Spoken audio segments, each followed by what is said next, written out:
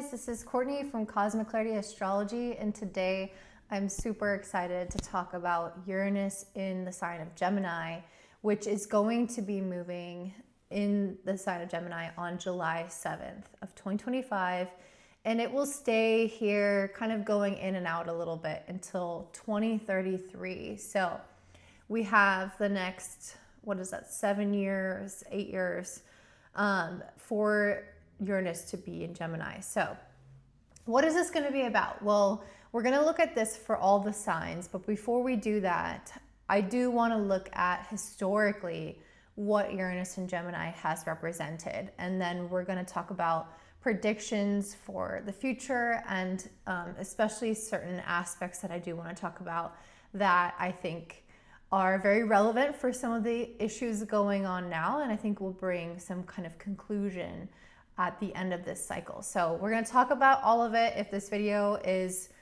too long and you just want to watch for your rising and sun sign, you can always check that out in my description box. I have a link, or I have all of the time codes, I should say, where you can watch each of your signs.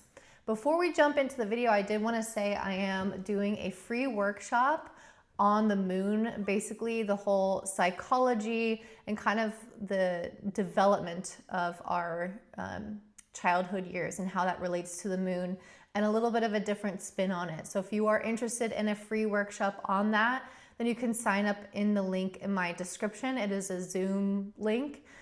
If you also are interested in learning astrology from me, I am running a workshop, or not a workshop, a mentorship course type of situation, and it is going to be small and only for beta testers who are interested in working closely with me, who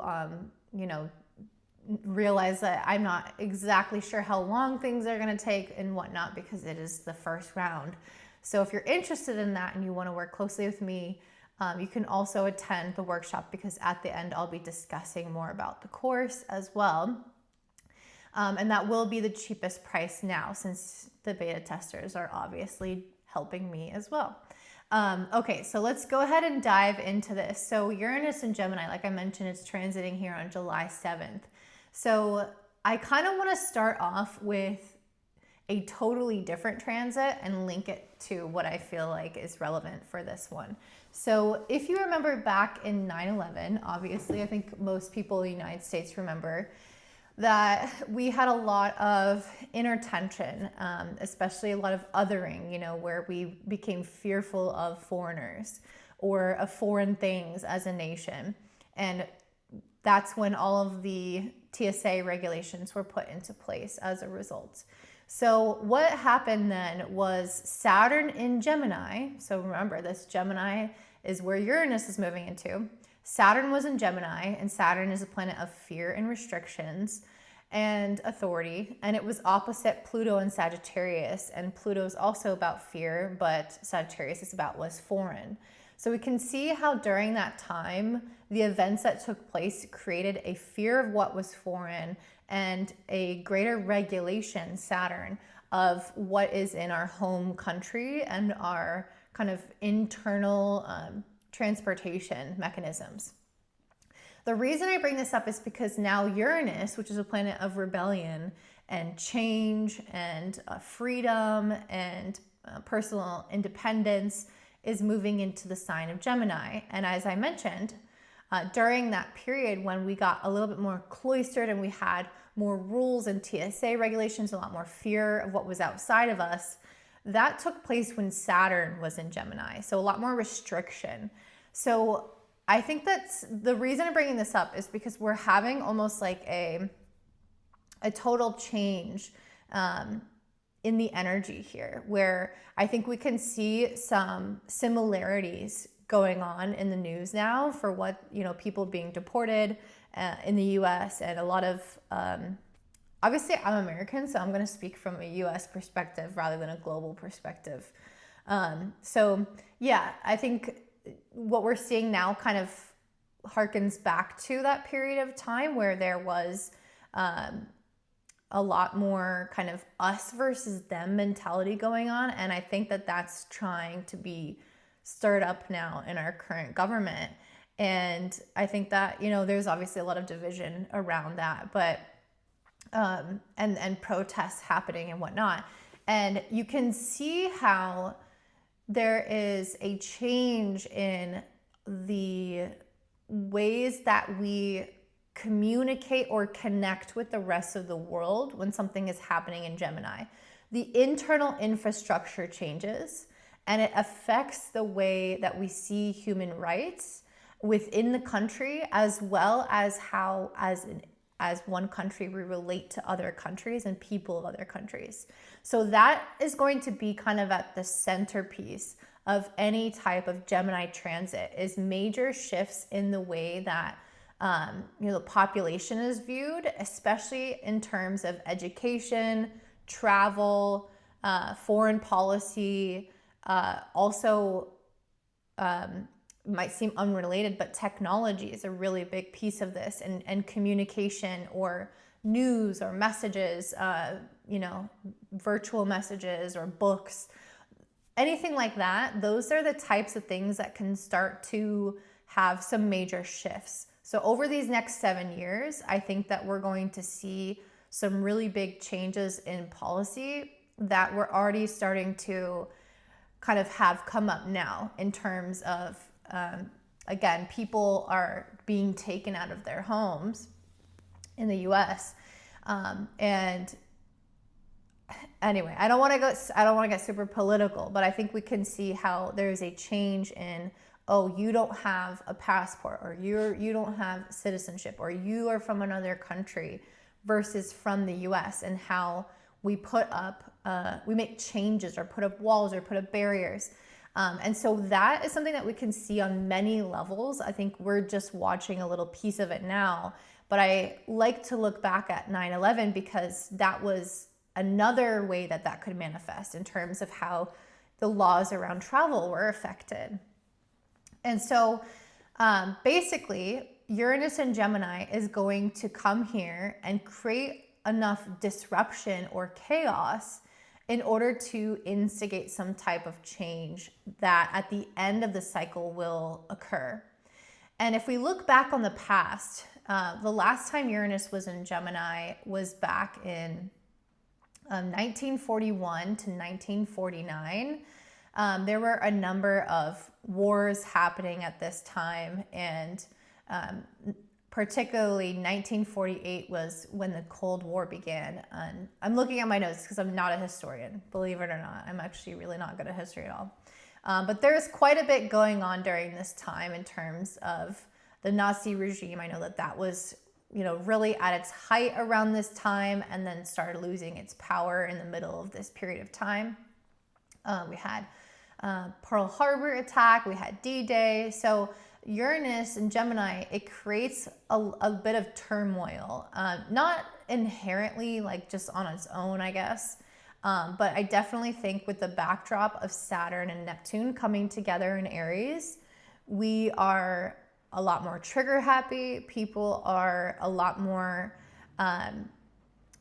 like controversial or confrontational in general. And so there is a little bit more of an itching energy of like, again, what defines a country or a citizen, the us versus them type of energy. And human rights, I think, is a really, really big piece of this. And obviously that's something that was completely stripped away during the time of Nazi Germany to the Jews, was all humanity. And so we can see that that is, again, a really, really strong piece of Gemini, of Uranus and Gemini, is looking at the rights of a human and an individual and what makes a human.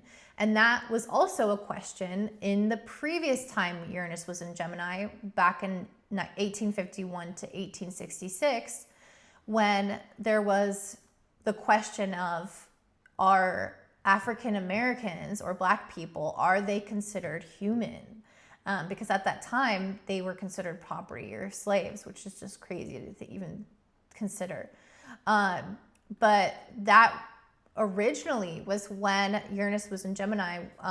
Things were starting to become really tumultuous around that topic, and it became more discussed. And again, you can really start to see that now is, what is what is the legal right of someone to stay in the US?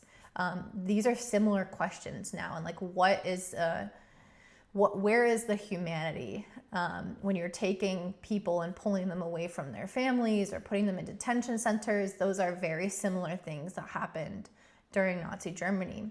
And so again, you can see these things reoccurring, and really the Civil War in the US also took place when Uranus was in Gemini, and it ended up with the abolishment of slavery. So basically, you can see how the rights of humans, the way that we treat our civilization and population, the way that we have us versus them, the rules within our own country, and also our kind of borders or walls or protection mechanisms with other countries, or our fights with other countries, those are all topics that really come to a head. And differences in ideologies and beliefs are at the cornerstone of all of this, because Gemini is a sign, it's an air sign. It's the sign ruled by Mercury, the mind, the planet of the mind. So there's different ways that people think. There's different ways that communication is done, like propaganda, for example. And there's differences in beliefs that really push these protests or these conflicts with one another. And again, that's why this is often a time associated with war, because people not agreeing with one another and having human rights inflicted upon are usually what causes war. So I've been kind of saying it from the beginning, if you're on my email list, that I'm really looking to that February 2026 time as being a time of potential war or something in that regard. Saturn and Neptune are right now really, really close to each other in Aries, and have been throughout this summer, and will continue to be throughout this summer. And we can see already the military, or I don't even know who exactly they are, National Guard, whatever they are, being used against civilians, shooting rubber bullets at people. And this is what I was seeing with Saturn Neptune coming together, is some kind of military force being used potentially within the US, because the last time Neptune moved into Aries, we had the Civil War kickoff. Uranus and Gemini was also happening around that time. So we're seeing a lot of repeating patterns and themes. And when we see that astrologically, we know that there is going to be some links to the past. So again, I definitely think that there is going to be a continuation of internal conflict. So at the end of this Uranus and Gemini transit, or towards the later half of it, where the last 2 years basically, we're going to have Saturn and Uranus come together in the sign of Gemini. And this is happening in June 2032. And the last little bit of Uranus in Gemini will be 2033. So the reason I'm bringing this up, I know it's so far in the future, but this whole 7.5-7-year transit is about, again, kind of looking at our rights and our beliefs, and what is important to us as individuals within our own country. And when Saturn comes together with Uranus, is typically a time when we see some type of rebellion against authority. And this is usually when things have really reached some kind of peak of chaos, that the old is just bound to break down somehow, because Saturn represents authority, it represents the government, it represents structure. And Uranus, again, is that planet of rebellion and independence and freedom. So when they join together, there is a breaking of the old to recreate something new. And so I definitely think that in this June 2032 time is when a lot of the topics that we're seeing now will reach a kind of resolution that is, I want to say permanent. I don't know about permanent per se, but there's some type of major change that will create a resolution to the current issues. So having a change in policy, for example, or totally new mindset of the people and what we will and won't tolerate from our government.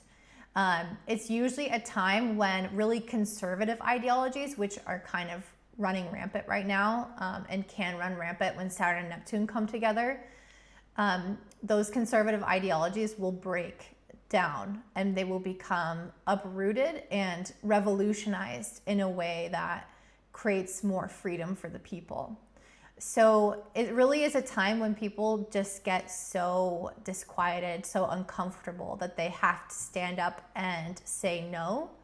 And unfortunately, one of the vulnerabilities at this time in 2032, summer 2032, is for radicalism or extreme views to replace the current structures. So that is something that we have to be really careful of, is that we don't go, wanting to have change and let in another type of government or another type of authority or another way of doing things that is actually really extreme and we thought was the answer, but ends up being toxic in its own right, which I feel like happens a lot.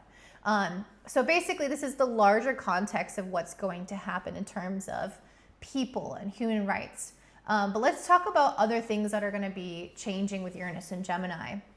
As I mentioned, Gemini is very concerned with communication. And so Uranus, as a technological planet and associated actually with electricity, when we see Uranus shift signs, we see some advancements in the area that the sign is in. So Uranus and Taurus saw advancements, for example, in things like food and agriculture, money. We had obviously the invention of Bitcoin and cryptocurrencies. So when Uranus moves into Gemini, we're going to see a reformation or completely new inventions in the area of communication technology. So, before where we have our cell phones, like I'm recording on now, we're probably going to have augmented or 3D kind of reality to communicate instead. We're going to probably have a total rehaul of the education system, or at least some kind of major change. The reason I say total rehaul of things is because Uranus is going to be trining Pluto in Aquarius. So not only are we having some really fast-paced change because Uranus has now shifted into a quick-moving air sign, but we also have Pluto in an air sign as well. So having so much kind of mental agility is going to create change at a much faster pace than before. So I do think that the invention of AI, ChatGPT, all these things are just the beginning that is kind of like going to push this snowball down a hill, and it's going to grow and grow and grow at a really rapid pace.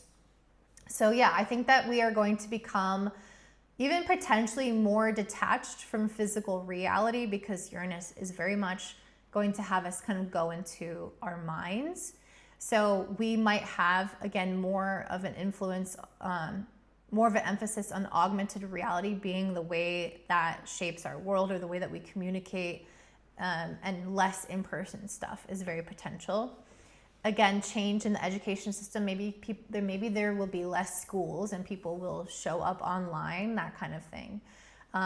Just even the world connection to internet. I think everybody's going to have a cell phone, or if they can't afford a cell phone, there's going to be some form of like ability to connect worldwide. I think we're going to get to a place where we will have no privacy. Especially now with Starlink and there being satellite internet, I don't think there are going to be spots in the world without internet access, without surveillance, without some sort of visibility or connection, which to me is a little scary, but it can also be helpful, especially when you're hiking or doing something outdoors. I think that also there are potential for new political movements to emerge, new ideologies. We really talked about Gemini being viewpoints of society. So I think that, the viewpoint on human rights and how we relate to and connect with one another, how we share ideas or what those ideas are, all those things can really shift.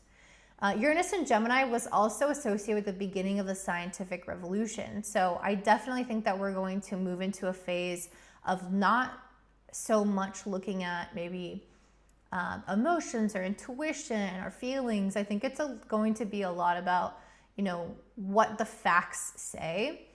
And we're gonna have to be careful about how those facts are represented or distorted. And there can be a lot of question around what is real, what is truth, especially with Pluto being in Aquarius as well. So yeah, I think that we can have some really major scientific discoveries. The exploration of space, I'm sure, is going to skyrocket. Again, with Pluto and Aquarius, these things will link together, where we're going to have technological advancements paired with a desire to explore things that are out of this world, literally. And I think that that is going to create the recipe, especially in these next few years, because Pluto will trine Uranus really throughout 2026, 2027, and even into 2028, the first half of that year. So I think we could have some really major advancements. Even if they're not announced externally, I think that that's when they're going to be worked on. And then potentially after 2028 is when we're going to see the manifestations of those technological advancements, and maybe going to Mars or to space or something of that nature in a way that we haven't done before. Again, travel is a really big area that we're going to see changes. I know that we've already invented a flying car. I think that there could be some really huge changes when it comes to transportation, driverless cars, no cars, again, flying cars, changes to the way that we fly. And I will say in that 2032 period when Saturn and Uranus come together, it is a time in which a lot of those things can malfunction. Saturn does tend to bring errors or problems, and so current technologies could build up and we could get really used to certain things, maybe changes in the way that the airlines function or whatnot, and then Saturn and Uranus together could create some kind of crisis or just some type of issue, like a plane crash or a car crash or an issue with a new technology breaking down. So we'd kind of want to be just on the lookout for that in that year.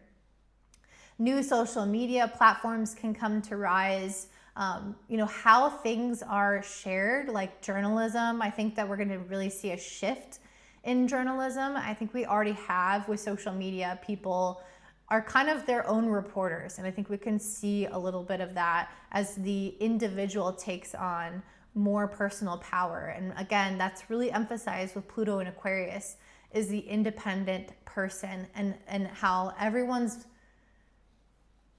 unique voice can be heard in a different way, and have more empowerment.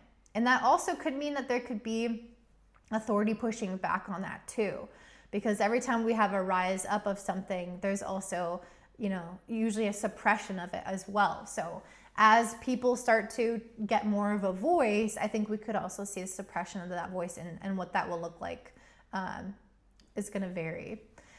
So yeah, communication, travel, viewpoints, potential changes in medicine, which I don't want to go super into that because that doesn't seem super Gemini, but it could be. AI, augmented reality. These are the things that I think are really going to change for us. One of the biggest deals to me is that things are just going to move very rapidly. I think that there is going to be less hoops to jump through. I mean, of course, there's always going to be some level of regulation, but I just think astrologically speaking, there is less inhibition from the external environment, less friction to slow things down. And so I think that we're really, really going to see that if you want to change something in your life, or if something is changing in the world, it's going to happen almost overnight, and it's going to have this really, really quick turnaround, this really, really quick pace. I think you'll blink and you'll be in a different reality from one year to the next. And I do think that things are really going to change in massive ways.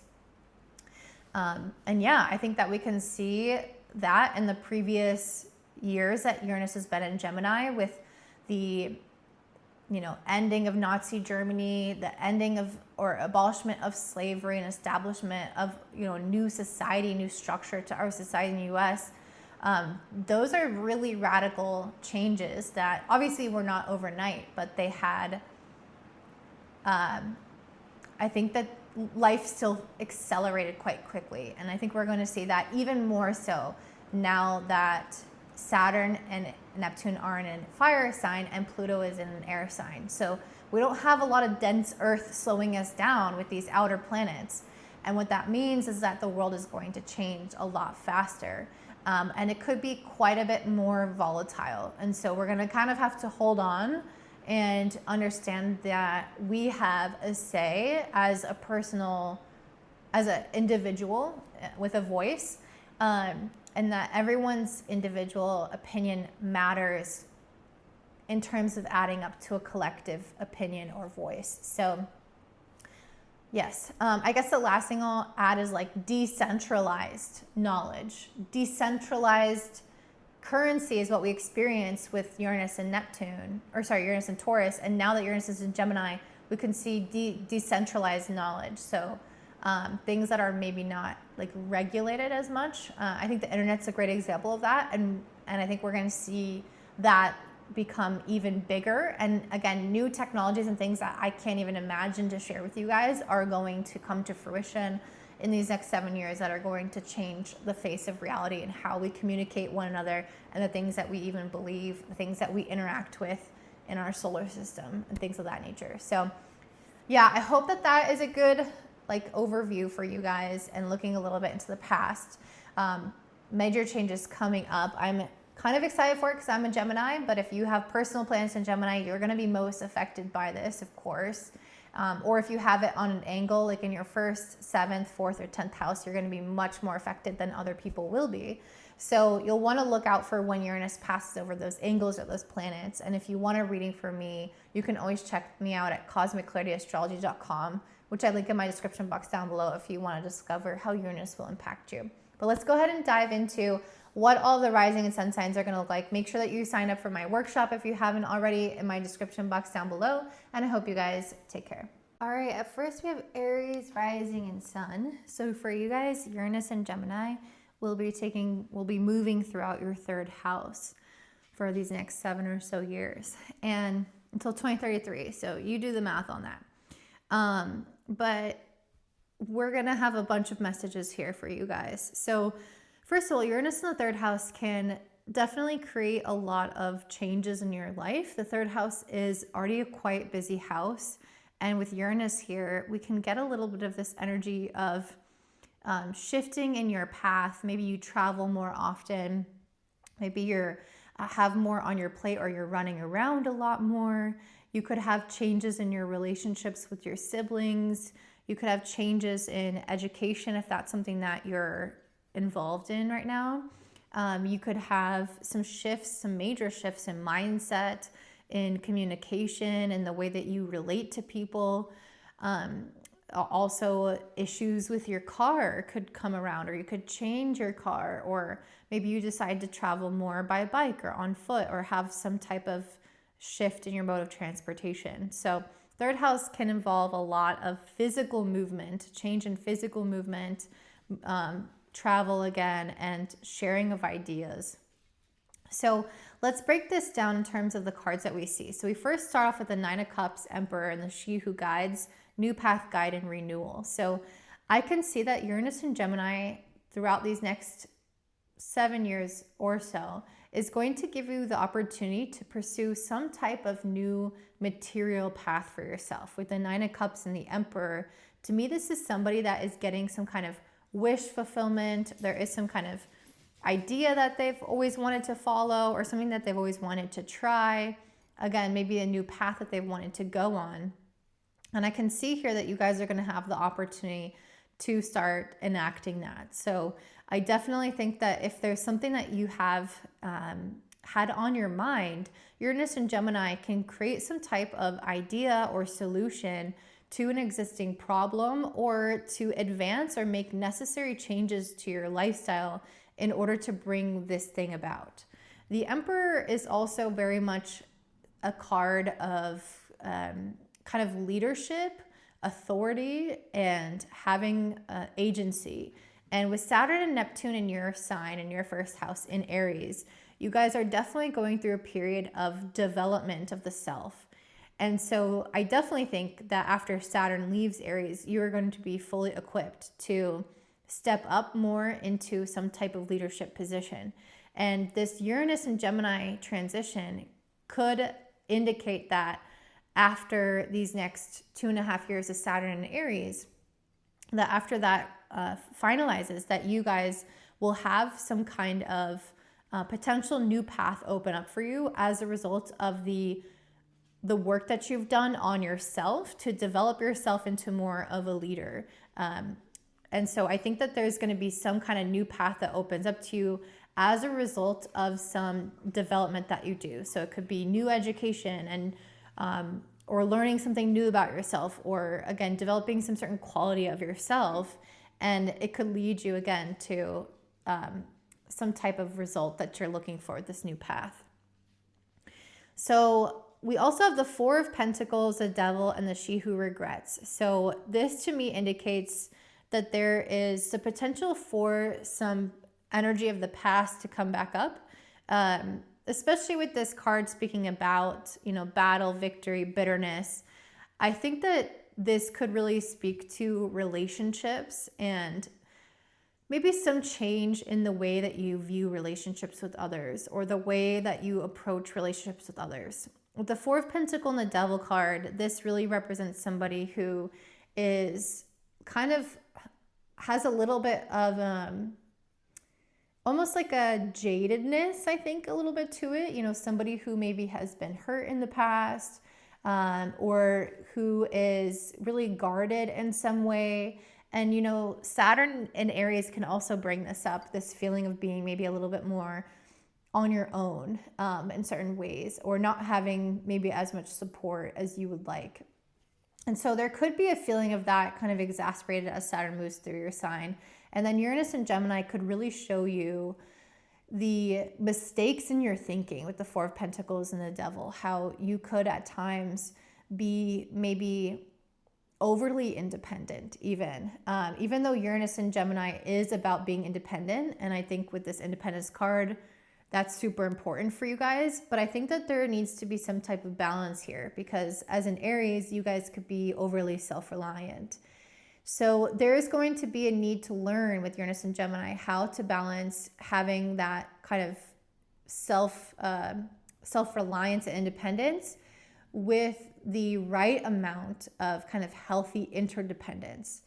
And if there has been any issues with codependence, on one end of the spectrum, or on hyper independence on the other end of the spectrum, this whole Uranus and Gemini experience is meant to help you re-examine that through a new lens and kind of try to help balance your mindset or your relationship status or the way of approaching relationships, so that you have no regrets about maybe not opening up or being too closed off or too scared or too limited in your perspective of others, or again the opposite direction, which less likely, but depends on your chart. But if you go into the codependent side. So I see you coming into a balance there. I hope that makes sense, like becoming less guarded, realizing when it's safe to open up, changing the way that you communicate, maybe being more honest with people as well.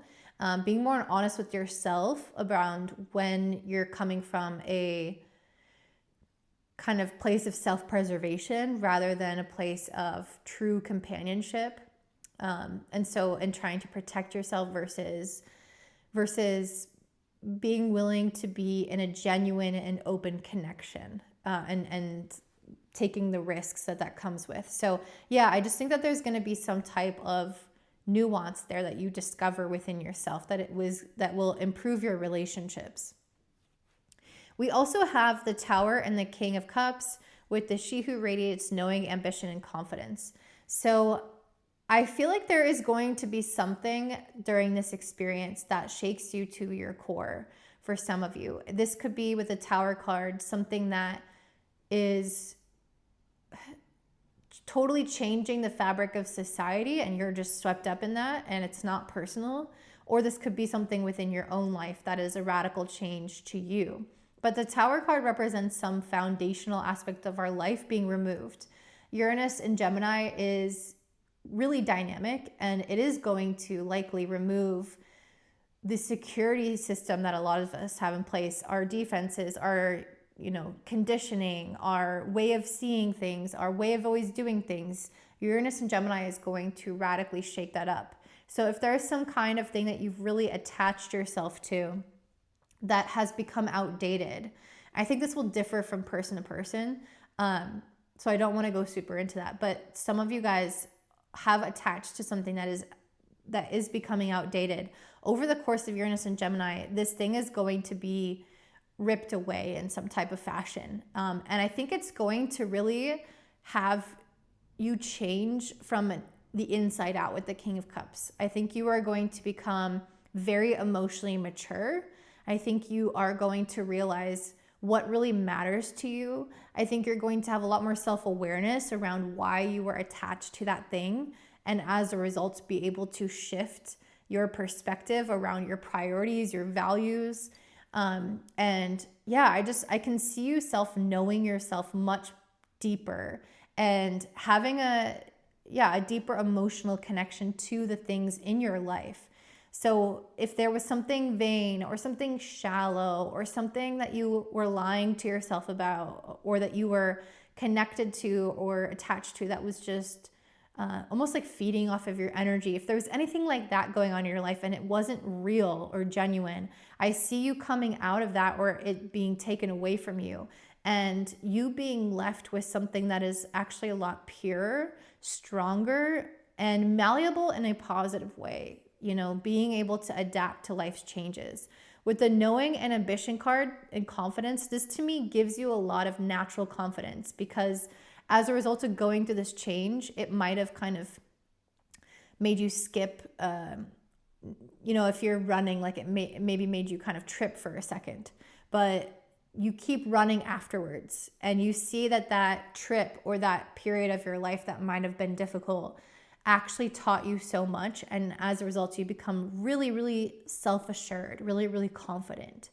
So yeah, there's just something about like really knowing yourself, knowing what your goals are, what's important to you, what matters to your life, as a result of having something shallow or superfluous or vain or, inconsistent or disingenuous leave your life or get taken out of your life, or even throw you off balance for a second and then leave your life. I can see that you're coming back to your kind of emotional center in a really profound way that I think you'll remember for the rest of your life. This could potentially happen when Saturn and Uranus conjunct in June, I think it was June 2032. So you could look out for that and see if that is aspecting you or any planets in your chart, but it could happen at any time. It doesn't have to be that.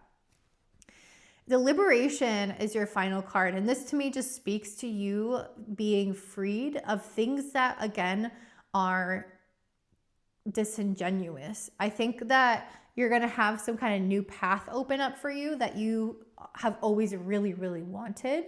I think the things that you haven't really wanted could potentially start leaving your life, or the walls that you put up that actually make you feel disconnected or dishonest with people around you, where you're just kind of keeping people at arm's length, but that's not what you truly want. That facade, I think, is leaving as well. So I just see a larger act of liberation across many different areas of your life, where you're coming into a more authentic version of yourself and freeing yourself from things that have felt potentially toxic or, not real, that have felt maybe lonely, things that have felt like, emotionally disconnected from. I think that those things, again, are going to leave, and you're going to transcend those things and find greater experiences that make you feel most like yourself. So that's what I'm seeing for you, Aries. I hope that makes sense for you. If this is helpful for you, please let me know in the comments down below. If you can see it relate to your life, I'd love to hear that as well. Don't forget to like, subscribe, and if you want to check out my workshop on the moon or learn about my astrology course, then check that out in my description box down below. You can sign up using that Zoom link, and I hope that you guys have a beautiful day. Bye. All right, up next you have Taurus, rising, and sun. So for you guys, this Uranus moving into Gemini is going to take place throughout your second house for the next 7-ish years. So Uranus moving to the second house in astrology, just looking at, plain astrology, could bring changes to the things that you own, to your property if you have a house, to your potential finances or inheritance, where you make money, how you make money, to things that you value, to things that you prioritize, to your idea of self-worth and your self-image. And so those things can shift your relationships or even how you make money in your career, because how you prioritize things or how you value yourself inherently affects those areas of your life. But let's dive into the cards to see more specifically how this will manifest for you. So we start off with the Chariot, Knight of Wands, and then the She Who Yearns card.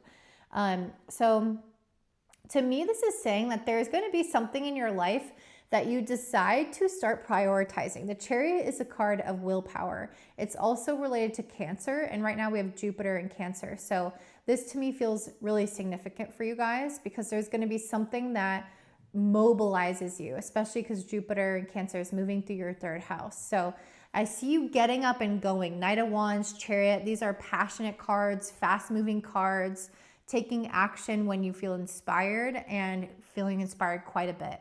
And the yearning and longing for card is something that you really want. So I can see you guys not just prioritizing something important to you, but fully pursuing it, going all in on something. So it's going to look different for all of you around what that is, but there is a potential for this to be obviously related to money, because this is in the second house, but it could just indicate that there's something that you're changing up, the way that you spend money, the way that you make money, or the way that you spend time on something, because you really, really wanted to try X, Y, and Z thing, or you really want to make that a priority in your life and you actually go out and do it. So that's the first message here. The second message is, it's interesting because always the second message has been a little bit more negative for people, starting with Aries. So we have radical acceptance, judgment, 2 wands reverse, and the Lovers card. So to me, this is you guys having to come to a crossroads in your life around something. When we start off with the radical acceptance, it does point that there is something in your life that you need to fully see and own for what it is. And it's from that place that you will find liberation. So I like this because Uranus in the second house is of the material world. So there's something in the material world or in your plans of the material world that you guys need to kind of own when it comes to the reality around it. There might be literal facts like, okay, I always wanted to buy a house, but look how much that costs. Is that really going to be feasible on my current salary? Is this going to be in the cards for me? And with the judgment, the 2 wands, this to me is something not really going according to plan. You had an ideal for your life or something that you really wanted or thought would be really cool. And then when you actually go to execute it, you look at the facts and the reality around you and you realize maybe this isn't possible, or maybe the version of this that I thought it would be, it doesn't actually feel that way or doesn't come across that way. So there's something here of like life not really giving you what you thought, or not turning out as you thought with one area. And again, I don't want to pinpoint the area because I think it's going to differ for everybody. But there is some need to radically accept whatever this is. And then from there with the Lovers card, you can make a very important life-changing decision. How do I want to move forward if I know that this path isn't going to look the way that I thought it would? I really do want to, let me just pull a clarifier just to see if there's anything else, because I almost feel you guys on the other side of the screen being like, well, what is that decision, or what is that area of life affected? And I hate to narrow it down if Spirit doesn't want that, but let me just see if anything comes out. So any clarifier on what this choice is about, Spirit, or what area of life? So we have the Moon card. So the Moon card is something that you don't see yet. So no, I think that this isn't meant to be seen, but the Moon has to deal with, potentially your home or your kids or your emotions, but the Moon in general is in the tarot is about something that you're not meant to see or that you don't see yet. So whatever this is, it hasn't arisen yet, and maybe that's also why it's not clarified. But there's some area of your life that, again, I think you're going to really see someone or something for who they are or what it is and the circumstances that just exist. And you're going to have to either accept it, or you might have to decide to do something else with the Lovers card. There's going to be a crossroads here. And so that, to me, Uranus and Taurus is going to have a potential shakeup in the path that you thought that you were going on. Did I say Uranus and Taurus? I meant Uranus in the second house. Okay. So yeah, this feels really significant for you guys. And the best thing that you can do is not resist the reality when you do see it, because Uranus is a clarifier, especially when it moves into Gemini, which is about the sign of the mind. I think it definitely will bring a lot of truth to a situation. And when you fully own that truth and you awaken to something and you see it for the real thing that it is for the first time, you will then need to adjust your decisions accordingly. So don't resist that truth or try to kind of go back to the way that things were, because you can't go back in time. Okay, third message here, we have Six of Wands, Hierophant, King of Pentacles, and she who nurtures empathy, gentleness, and insight. So the very first thing that I got from this with Six of Wands and the Hierophant is a marriage, especially with the King of Pentacles, a marriage to somebody wealthier or to somebody who can bring stability into your life, especially somebody who is empathetic, who's nurturing, or this being some type of marriage or relationship that brings a lot of support for you. So that is the first thing that came to mind. Obviously, some of you are already married or are divorced and don't want to get married or are too young to get married in the next 7 years. If that's the case for you, if you don't want this or see this in the cards for you, then this can speak to a different type of union. The Six of Wands and the Hierophant to me is some type of official union or some type of like coming together with an entity. So this could be a business, a company, coming together with family members, inheritance again, or a business collaboration, something of some sort that strengthens through the coming together of two people or two, you and something else. And the King of Pentacles to me brings you financial security. So by going down this path, by making something official, by committing to something or someone, and two minds being stronger than one, two hearts being stronger than one, I see some type of fortification of your financial reality as a result of this stabilizing union. Again, this could be a job or a business partnership or some kind of agreement. Maybe you sign a contract with, if you work for yourself for a long time, a long duration contract with, someone or something that's very stable. Whatever this is, it's something that lasts a long time. It's something that is kind of unwavering or unconditional in its support with the King of Pentacles. It's going to provide you so much financial freedom that it allows you to soften in other areas of your life with this She Who Nurtures card. So it's almost like you don't have to be so focused on surviving or having it all together, because there's going to be enough stability here that you're going to be able to pursue maybe something creative, or you can do something more that you've always wanted to do on the side and not put that pressure to make that work financially. So there's something that will allow you to soften and to explore new avenues of your life, new hobbies, new friendships, new travels, or whatever, as a result of having the stability to then pursue those things. The last message that we have is the Page of Swords upright and the Wheel of Fortune upright and the Focus card in reverse. So to me, this is you guys needing to recognize that there is something in your life that you have been up to this point very focused on. The second house can be very goal-oriented, mission-oriented, and it can almost have like a myopic viewpoint of a particular destination.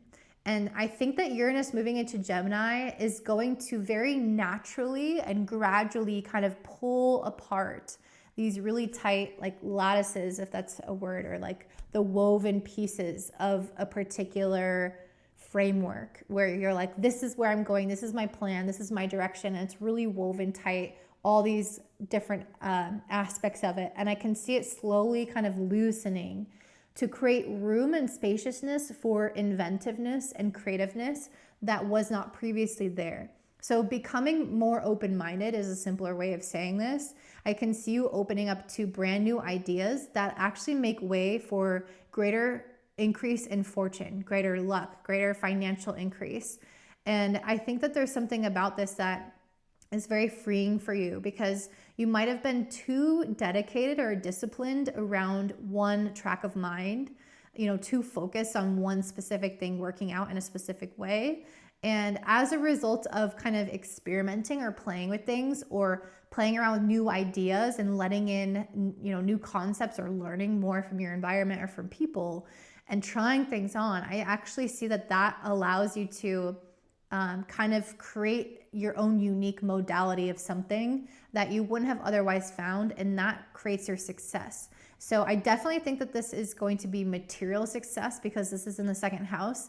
So think about your material reality right now and how you go about it, how you make money or how you manage money or what your goals are with money or how you want to make money in the future. That is going to change. And it's very important to embrace a new concept, to learn from different types of people, to think about things differently and challenge your preconceived notions and desires, because it's from that place of uncertainty that you're actually going to find your greatest success. So Uranus and Gemini will open your mind to this, to, again, new ways of thinking that will bring in your material wealth. So a lot of this is going to stabilize you, but sometimes it's funny that we have to, with Uranus, we have to sometimes change something or close off a path or make a decision about something or head in a new direction and, go through almost a little bit of turmoil or uncertainty in order to get to that level of stability that we're looking for.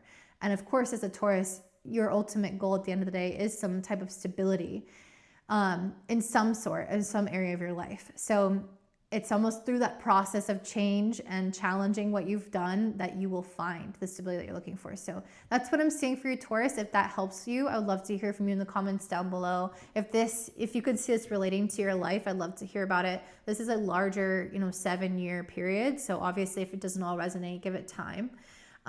If you want to check out my moon workshop, or if you want to learn about my astrology course, then definitely sign up for that workshop, which I will link in my description box down below. Don't forget to like and subscribe on this video, and I hope you have a beautiful day. Bye. All right, up next we have Gemini rising and sun. So for you guys, Uranus in Gemini is taking place throughout your first house, or if you have your sun in Gemini, Uranus will pass over your sun. So this is a big deal for you guys. This will impact you the most out of everybody. And so let's go ahead and dive in. So Uranus moving through your first house could bring changes to your physical appearance. The first house is the house of the self. So you could change your name, you could change where you live, your marital status, your physical body in some type of way. You could change your profession. Really major aspects to what you define yourself as could undergo a metamorphosis during this time. They don't have to, but they could. And so you guys might start to reconceptualize yourself, ways that you previously were identified as or attached to. You might realize, start to loosen, you start to kind of question them and, again, redefine who you are. So let's go ahead and dive into the cards, and then I'll weave in the astrology. So we have 4 of Swords, 9 of Pentacles, and the Queen of Wands. So she who grants wishes as well. So one of the things here with Uranus being in your first house or over your sun is that you guys are coming into a period of being a little bit more involved in your own energy. If you have been somebody who's really needed or wanted relationships, I can see you guys embracing more of your independence. And Uranus tends to do that. It makes us a little bit more self-reliant. It makes us more interested in our own lives and developing as individuals. And it creates more freedom and introspection as independent persons or people. So if you've been overly kind of identified again with something like, oh, I was always defined by the church that I went to, or the family that I'm from, or the house that I live in, or the area that I live in, I can see you guys almost extricating yourselves from that, not totally leaving it, but carving out your own place in the world that is something nuanced and complex like you, rather than adopting pre-existing beliefs or pre-existing relationships. So yeah, the 4 of Swords to me is somebody going through a period of isolation and introspection about who they are, what they want out of life. And it leads them with the 9 of Pentacles to a place of a lot of independence. And the Queen of Wands, I think that this journey also is coming from a place of confidence and courage and charisma, rather than a place of trying to run away. Sometimes Uranus can be a runner, but I see this coming for you more as I'm inspired by something to move towards as an independent person, rather than I'm trying to run away from something I'm involved in. So I think that's a really important emphasis to make. I can see you guys creatively inspired by something, or having new ideas, things that get you up and get you going, and that help add on new forms of identity for yourself that are unique to just you, rather than being a part of some kind of group per se. So yeah, I see you guys coming into a stable and independent sense of self. She who wishes, this might be something that you've wished for yourself. So there could be some way that you've always wanted to be as a person, or you've maybe always wanted to achieve something or do something or go on some path that you haven't maybe made time for, or that you haven't found a way to do it. And this She Who Wishes card shows that you independently are going to pursue this path and achieve this wish. So for example, if you're a mother and you have kids and you've been really wrapped up in the identity of being their mother, you might find that Uranus moving into Gemini creates an opportunity for you to carve out your own path and maybe pursue some type of career or creative interest on the side, apart from your family, that has nothing to do with them, that allows you to be someone outside of that role. And it allows you to achieve some kind of wish that you've always wanted for yourself. So it's almost like a sense of liberation or freedom and authenticity coming in here for you, where you are aligning more with the person that you wanted to be, rather than these pre-designed roles for the way that society or your life has kind of gone so far. So that's one message here. Really stepping into your own skin as a separate sense of self, which is really beautiful, especially for those who are married and who have kids and who are really, relied on as a person and a role within a family unit. I think that this could be really empowering to kind of refine yourself, reclaim yourself and your independence in some way. So the second message, we have Four of Pentacles with the Seven of Swords as a clarifier, Knight of Wands, the Tower, and then the Four of Wands as a clarifier. So we also have illusion and time. So this to me was like very clear from the beginning when I pulled these two cards.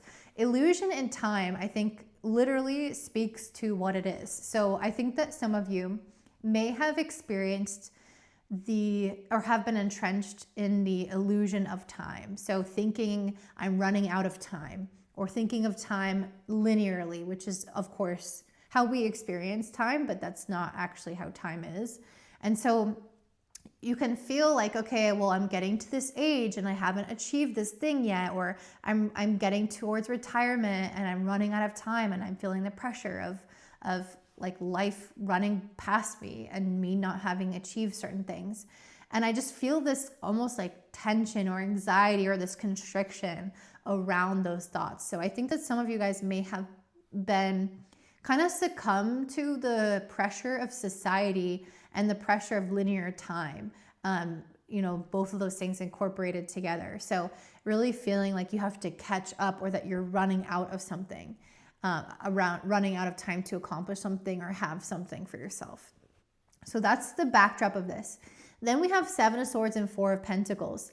The next part of this is that from that place, you entered into a mindset of scarcity. With the Seven of Swords, this is a card of self-deception. So thinking that, or deceiving yourself that you are running out of time, running out of money, or the thing that you want is actually really hard to achieve, or that you're never going to have something because, it's impossible, or only few people get that. Why would I get that? There's something here around that where it's like having the goalpost always move, or feeling like there are all these limitations and restrictions in order to get to that thing, and it would just be too hard to do, or that there literally is not enough of something to do it. So I've always wanted to buy a house, but then I don't have enough money, and I tell myself that. Or I've always wanted to get married, but then I don't think that there's enough people out there, or there's not the right people out there for me. It's like that scarcity mindset of saying, I'm never going to have that money, or I'm never going to meet that person, or I'm never going to do X, Y, and Z because of these limiting beliefs, this scarcity mindset. So that's what I feel like has been going on for you guys, is scarcity of time and scarcity of the thing that you want, and feeling like it's always kind of out of reach. And this is something with the Tower card that I think is going to completely change. And I think it's going to change overnight in a really drastic way. With the Knight of Wands and the Four of Wands, this could very much be related to either a creative interest, a relationship, or something related to your home or place of living. So those are the three things that I think are most dominant.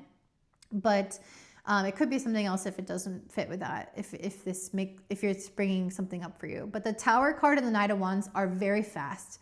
It's almost like you're running on the side of a cliff, and then that cliff gives way and you're falling down the cliff, and it's an instant overnight change. You're now on a different plane. You fall down the cliff and you're on a lower point where you are seeing something from a different perspective, because you're suddenly in the trenches of something, not in a negative way.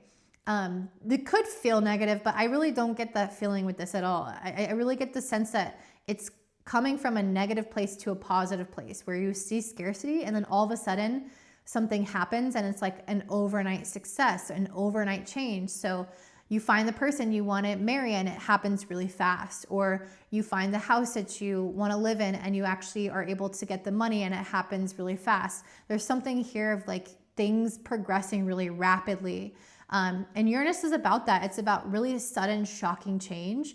And with it being in the first house, it's liberating you from any preconceived notions of time, or again, of scarcity that made you feel like, oh, that's not possible. Uranus can come in and act as the maverick that has some kind of substantial answer to something, or some unconventional way of doing something that gets you the result and gets you the result quickly. So I see this shakeup in energy where things are going to move exponentially faster for you. So very much exciting here to see that whatever you thought was lacking, you're going to obtain, and you're going to obtain it very quickly. And it's going to shake the foundations of your life and reconceptualize how fast things can happen and your relationship with time and scarcity as it is. Okay, the next message, we have 8 of Swords in reverse, 9 of Wands upright, and then She Who Frees, liberation, unrestrained freedom. So yeah, there's something here about an area of your life that was previously very stressful for you. And this could be linked with this, what I was just talking about. It could be something else. But the 8 of Swords is a card of again, stress and someone feeling limited or stuck in some way. With this card in reverse, I see you guys somehow overcoming some type of perceived feeling of being stuck. The 9 of Wands is a card of overcoming, of resistance, or of being able to keep going courageously despite the challenges. So I just think that there's something in your life that has been challenging, that you felt like, oh, I can't move this forward. I'm stuck. I don't see a way out. And just simply by persisting, by remaining, by continuing, you turn a corner and you actually see that you were not stuck. And not only were you not stuck, but you now see some type of solution to the problem and you feel free now. So you don't feel like you have to push as hard. Like I see you guys pushing and pushing and feeling like, oh my God, this is so hard. And then it's like something clicks, some idea clicks, something happens for you, some news comes to you, whatever. And from that point, you have like quick movement. You're able to pursue the thing that you want uninhibited. And again, this feeling unrestrained, feeling free in whatever this is. So an example is, with business, for example, you have a business or some type of career path, you feel like you're stuck, you feel like you keep hitting a wall, you feel like you're not advancing in this area and you're maybe not making the money you want to make or progressing in that way in whatever way you want. And you could feel like you keep hitting up against a wall. And the 9 of Wands represents to not give up, to keep going, to keep persisting.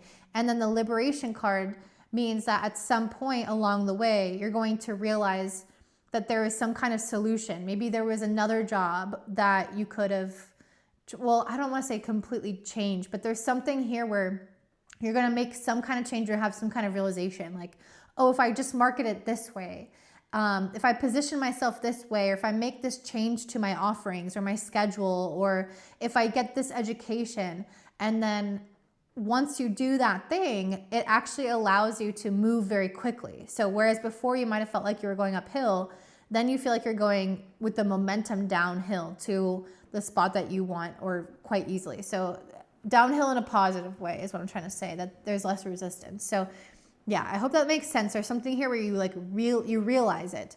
And yeah, with the ambition card, I definitely think a lot of these messages do relate to career, or certain goals that you have, certain ambitions that you have in your life. If you've always wanted kids, or if you've always wanted a house, or if you've always wanted that body, or whatever it is, the ambitions that you have, Uranus is going to have you question how you pursued them. You might even question the ambitions themselves, but through a lens that will actually help you get to the desired essence of what you want, rather than just giving up. I see you guys getting unfettered, whereas before you had a lot of maybe stipulations, or you had a lot of things that you had to work around, or a lot of problems, or limiting mindset. I see you guys releasing yourself from those entrapments and being able to pursue the ambitions without the resistance and the friction in the way. We also have the forgiveness card, and then the Ace of Swords and the Hangman. So I feel like you guys, with the Ace of Swords and the Hangman, I feel like there's going to be really a radical change in your beliefs and your perspective of life once you get unfettered, like I was talking about. So once you see that there wasn't a lack, or once you see that you weren't stuck, once you see that you were actually right there by the answer, but just didn't open your eyes to it, and then this Uranus and Gemini over the course of this next 7 years opens your eyes to that. I think it's almost like you can't unsee it, and you might have to go through a period of kind of reconciling that reality, that you were always right next to that pot of gold, but you couldn't see it because of whatever reason, because of whatever mindset that you had at the time. So I almost feel like you guys are going to have these massive moments of clarity, of breakthrough, of shifting your perspective that is going to be permanent as a result of the changes that will happen to your life. You're going to look at life totally differently. And I think, again, that might have you work through some forgiveness with yourself around not seeing it before, living in a phase of maybe being stuck unnecessarily, or seeing lack where there wasn't lack. And not to say that there aren't actual realities where there are times of lack or times of hardship or whatever, not to deny that. But I definitely feel like there is some personal culpability in this, and you're going to find a solution, or have a realization that helps you find a solution to a problem that you've been kind of self-imposing. And from that place, you're going to be like, oh, I could have done this so long ago. Like, oh, I wish I could get that time back almost. And so I feel like there's almost going to be, again, a need to forgive yourself for not knowing what you know now, or what you will know as a result of this transit. And so, yeah, I just can see some type of kind of reconciling your current reality, your current viewpoint of reality, with how things were in the past, and just making peace with that. And this could also come from, forgiving yourself for staying in something that was toxic, or staying in something too long, or, self-sabotaging in some way, or limiting yourself in some way, or being overly anxious for nothing.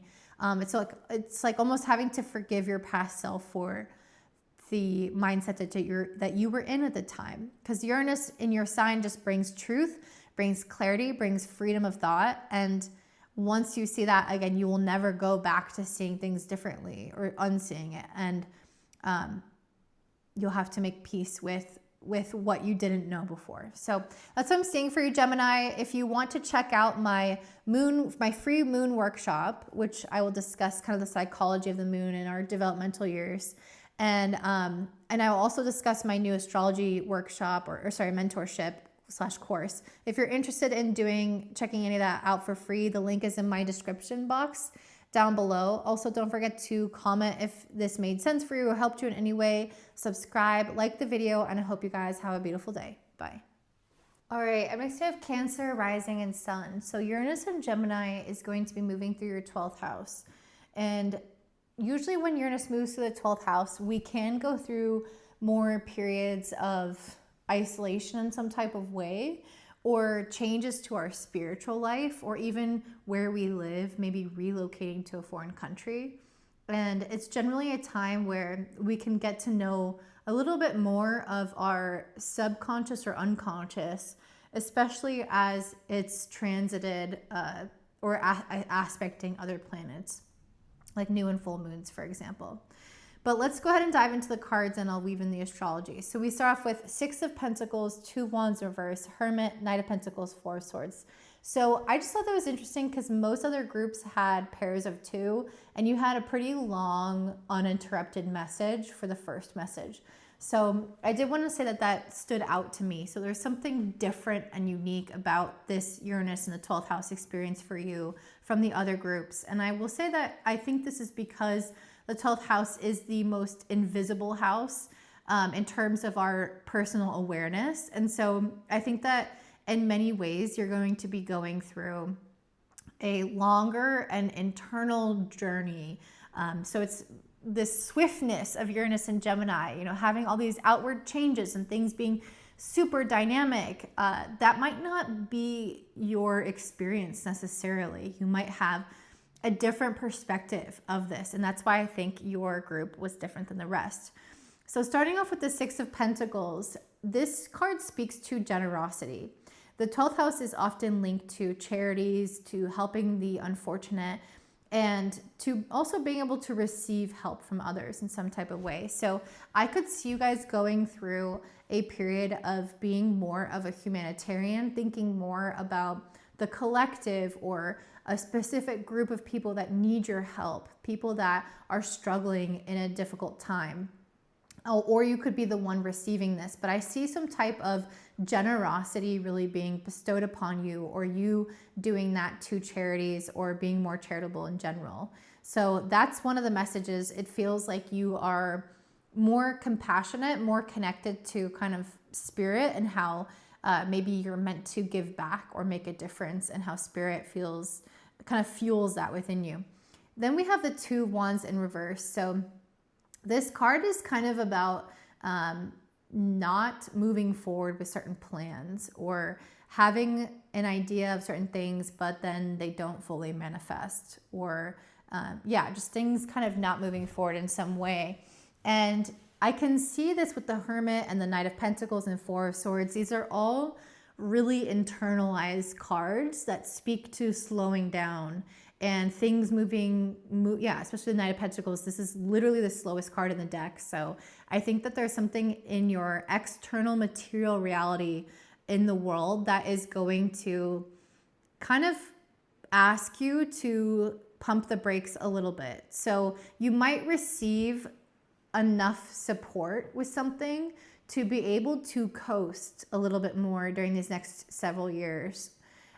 You might have some opportunity or something that allows you to not work as hard, or to have more time for spiritual practices, or to travel, or to have more time alone, to have more time to rest, to reflect. But I definitely feel like you're going to go through some kind of thing where you might have had all these plans that you want to execute all these things in the external reality, and you might find that they lose significance to you in some way, or that you don't feel like it's the right time for it, or that the universe asks you to slow down, pump the brakes, and turn inward rather than push forward on these pre-existing ideas. Because you might find that if you try to push forward with something, that it actually doesn't manifest in the way that you thought. So this doesn't have to be every area of your life or the whole 7 years, but especially with Jupiter in your sign right now, I think that you are going through a period of expansion. But it's an expansion that I think also allows you to rest more. to be at home more, to enjoy more of, living in tune with your emotions or your intuition, to listen to more of the creative ideas that come to you, to spend more time in meditation or with your kids or with spirit, or again, maybe overseas and having more time alone to just get to know who you are. But there's something really, again, deep and introspective here that I think that the Uranus in the 12th is kind of trying to detach you a little bit from the material reality. And I did pull the Earth card in reverse, so that feels very relevant to this. You might be tired. You might be going too hard. You might be involved in a career that doesn't really interest you or that doesn't fill up your soul. And Uranus going to the 12th is going to have you be supported enough financially to be able to slow down and reflect on if this path really suits you. So I can see you guys entering into a phase of being able to align more with your earthly material reality and your soul, because those things may be incongruent at the time and you might be pushing forward because you have to. We have the solitude card, the silent card, withdrawal. It does talk about sadness. I don't really see sadness as much as just solitude and introspection. We also have the she who remains, powerful devotion, true worth. So there's something here that I feel like you're focused more, especially with the Knight of Pentacles. I feel like you're focused more on the things that are really important to the soul, that are at the essence of what matters to your existence and to life, rather than all of this superfluous, materialistic successes and things of that nature. I feel like you're paring down by being alone or by having more time in silence to connect with yourself. I think you're paring down to see what really truly matters. And it's going to allow you to feel more fulfilled in really small things like the sun setting, or feeling like the birds chirping, or the sun on your skin, that type of thing. I also think that if you've been taking life really seriously and you've been putting a lot of pressure and expectations and you've had all these schedules and you feel behind or whatever, I can see with this humor card in reverse that you're being asked to reorient yourself to, again, focus more on the things that bring you joy, that make life lighthearted, that don't feel as connected or pressured by the material world, and reorienting your focus to the things that bring you joy in small, subtle things is going to, again, make you realize how unimportant those other things really were. Okay, next message, we have 7 of Swords and 3 of Cups, and she who loved once, fragile, secret love, and rejection. So I think, another aspect of the 12th house is there are often secrets revealed, especially with Uranus, because it is a truth planet and truth-seeking planet and a great awakener. So I do think that you will see that certain relationships, certain people in your life are not who you thought that they were, and you might have certain relationships break down. The rejection card speaks to maybe putting your heart out there and feeling betrayed or rejected or misunderstood, or feeling like a relationship just doesn't live up to what you thought it should. So there's something here where I just think that you guys may be going through a period of, realization and clarity around people not living up to the idealization of that you had, or maybe relationships just changing in a way that makes them incompatible with your life. And this isn't going to be everybody, of course, or every relationship, but yeah, I think if you were overlooking something or lying to yourself about something or idealizing someone or something, I can see you guys having, truth revealed, especially when it comes to friendships with the 3 of Cups. Friendships of the same sex especially. But yeah, I can just see you guys maybe realizing like, hey, this person doesn't actually care. They said that they cared, but then I got sick in the hospital and they weren't there for me. Stuff like that. And so I think that you're going to realize like who is real and who isn't real, or what you've built up in your head versus what is actually showing up in your real life. We also have the Three of Wands. Okay, so your third message is Three of Wands in upright, King of Wands in reverse, and then the she who hesitates, ponder, delay, and confidence. So this is really interesting to me because these two cards kind of have a polarity going on here. The Three of Wands is a card of adventure, inspiration, impulsiveness, travel, going out and taking a leap of faith for something. And the King of Wands, when it's upright, can have a similar energy, but in reverse, it's somebody who maybe is lacking the confidence to move forward with something, or when they do move forward, they can do it quite impulsively, or they break their promise once they do get going because they don't have the capacity for it. So you have both cards here. And then with delay and ponder and confidence, there's something here where I feel like you are reevaluating certain things in your life that you maybe previously would jump into head first. Now I almost see you kind of hesitating. But it's actually, I think, from a place of getting to know yourself better and wanting to feel confident before entering into something, wanting to feel like I trust this thing or this person, or this is my right path. I feel like there's almost a slowing down happening here, going through a period of maybe reevaluating the way that you approach new beginnings or approach adventures or change in your life, and trying to bring more kind of logic to it, or approach it in a way that gives you a lot of confidence that the thing that you're doing makes sense for you at that time. So this doesn't say to me that you don't go on adventures. It says to me that whereas before you might have jumped into something a little bit more easily, now you're kind of holding back and asking the right questions to truly evaluate if something is right for you or not. And before, you maybe found out after the fact, you got married to that person, you had kids with that person, and then you found out that they're actually, they've got these issues and they're, projecting it onto you, and it was always going to end up that way. And if you had maybe evaluated things through a different lens, or were a little bit more critical, or hesitated a little bit more, or had a little bit more doubt and only wanted to move forward when certain needs were met or certain criteria were met, then you would be confident to move forward. If you had implemented that, then you wouldn't have gone down that path.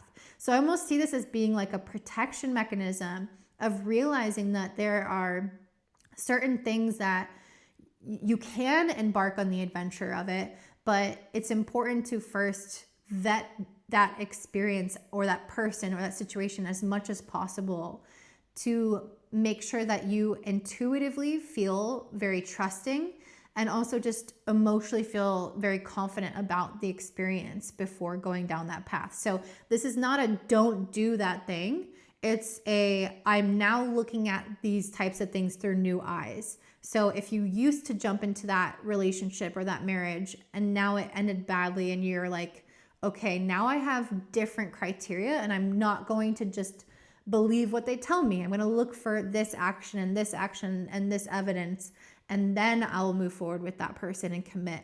That is a kind of delay that generates greater health, stability, self-care as a result of kind of putting something to the test first and making it prove itself to you to be worth your while, whatever that situation is. So that's not going to apply to every area of life. This might be with relationships. It could be something else, but there is something that I think needs a little bit more deliberation before embarking on it. And some of you will say yes to that thing after that deliberation, and some of you will say no. It just depends on the situation. Then the last set of cards we have is Three of Pentacles, Hanged Man, and then She Who Changes. I definitely think that some of you guys could change your work or who you work with on a day-to-day basis. I think that this is an area that might undergo great change because, any planet moving through a house will automatically reflect into the opposite house. So Uranus will reflect into the 6th through opposition, and the 6th house is a house of work, especially with colleagues and teamwork of some sort. So I can almost see your everyday work reality changing, or the people in your everyday work changing in some way. And I think that'll be pretty radical. And then the last card we have is focus. So I think that you guys are going to focus on different things. Like I was mentioning, I think you're going to value different things. Even like each of these cards, I think is truly about focus. So with this last card, there's some kind of change in perspective about who you work with or how you work with people. So that's a shift in your focus based off of the viewpoint that you're looking at people or the situation from. These cards here are all about changing your focus on what really matters to your life and slowing down in a way to detach from the things that take your energy away but don't fill you up. So you're changing your focus in terms of priorities. These cards talk about seeing something with clear eyes, so bringing something into focus, whereas before you might have overlooked it within relationships. And then these cards talk about being able to focus on certain criteria before you go into something and commit to something. So making sure that you're clearly identifying certain traits or qualities that would give you confidence or give you pause before entering into a dynamic. So focus for you is super, super big through these next 7 years or so. And I think that you guys are going to come into a greater understanding of your well-being. I think a lot of this is about kind of nurturing the self and slowing down to ask your soul, does this feel good? Does this make sense? Am I seeing this clearly? Am I enjoying the way that this is going or how I'm perceiving this? And do I need to make changes? And I think that those are going to be the really big questions that you're going to have over these next 7 or so years. So that's what I'm seeing for you, Cancer. If that makes sense or helps you in any way, I'd love to hear from you in the comments down below. If you want to check out my moon workshop, we're going to dive into the psychology of the moon, kind of those developmental years and how that relates to the moon, which is going to be really interesting. And I'll also at the end talk about my new astrology course / mentorship. So if you're interested in working with me, definitely sign up for that workshop, which I will link in my description box down below. Don't forget to give me a thumbs up, subscribe, and have a beautiful day. Bye. All right, next we have Leo rising and sun. So for you guys, Uranus moving through Gemini is going to take place in your 11th house. This could bring changes to your goals, to the dreams that you have.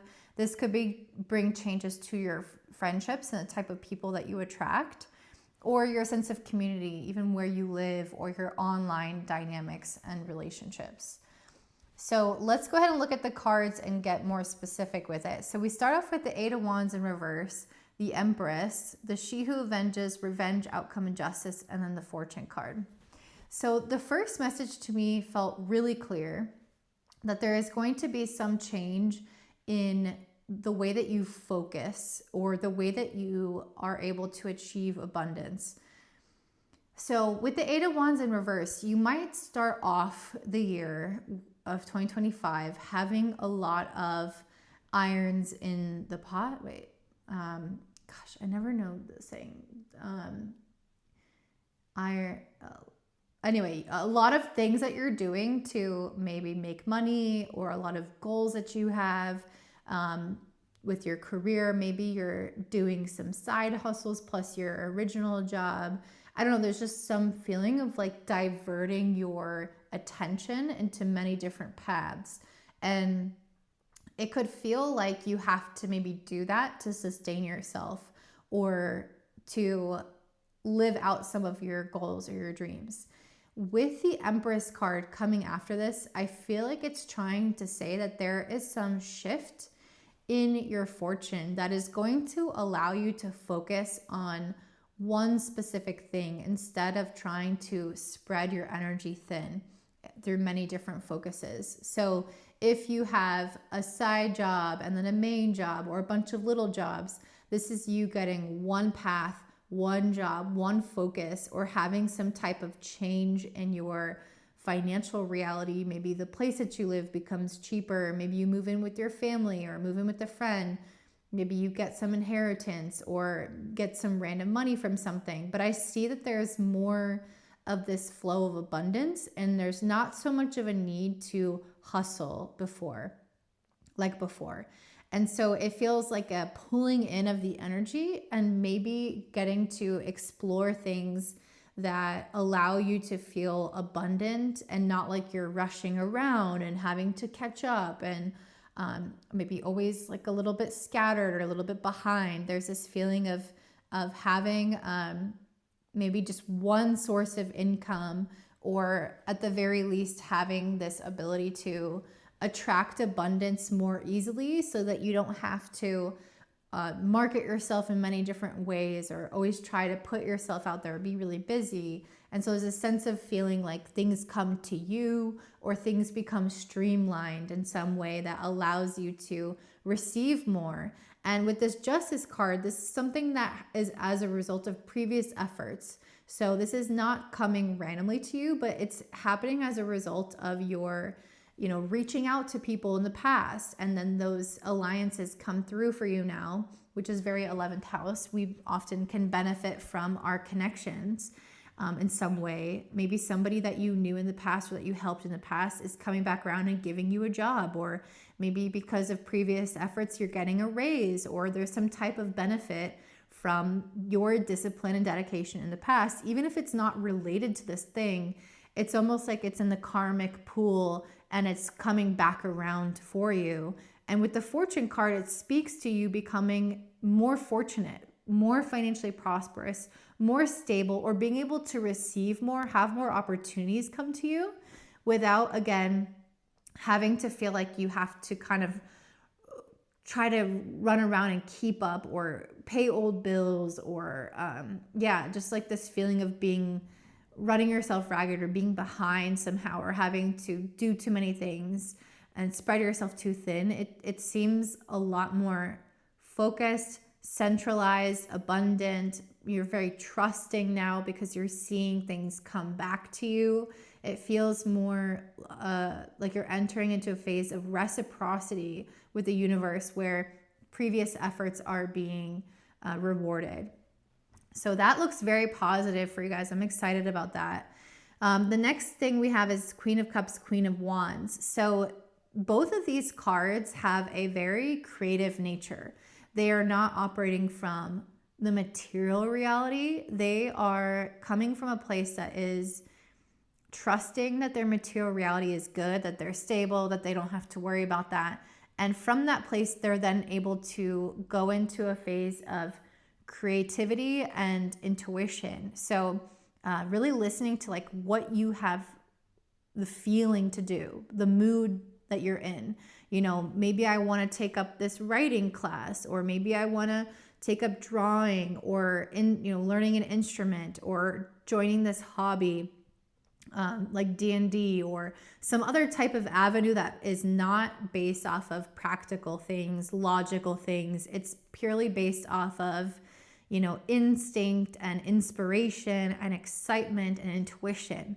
And so I can see you guys being able to take care of yourself more because of your ability to focus on things that are not serving you materially, because that's already taken care of with the Empress. So I see fortune coming to you, and it opens the door for you to be able to do things that are more creative or more inspiring to you. And it's going to allow you to open up a new path for this with the She Who Guides New Path Guide Renewal.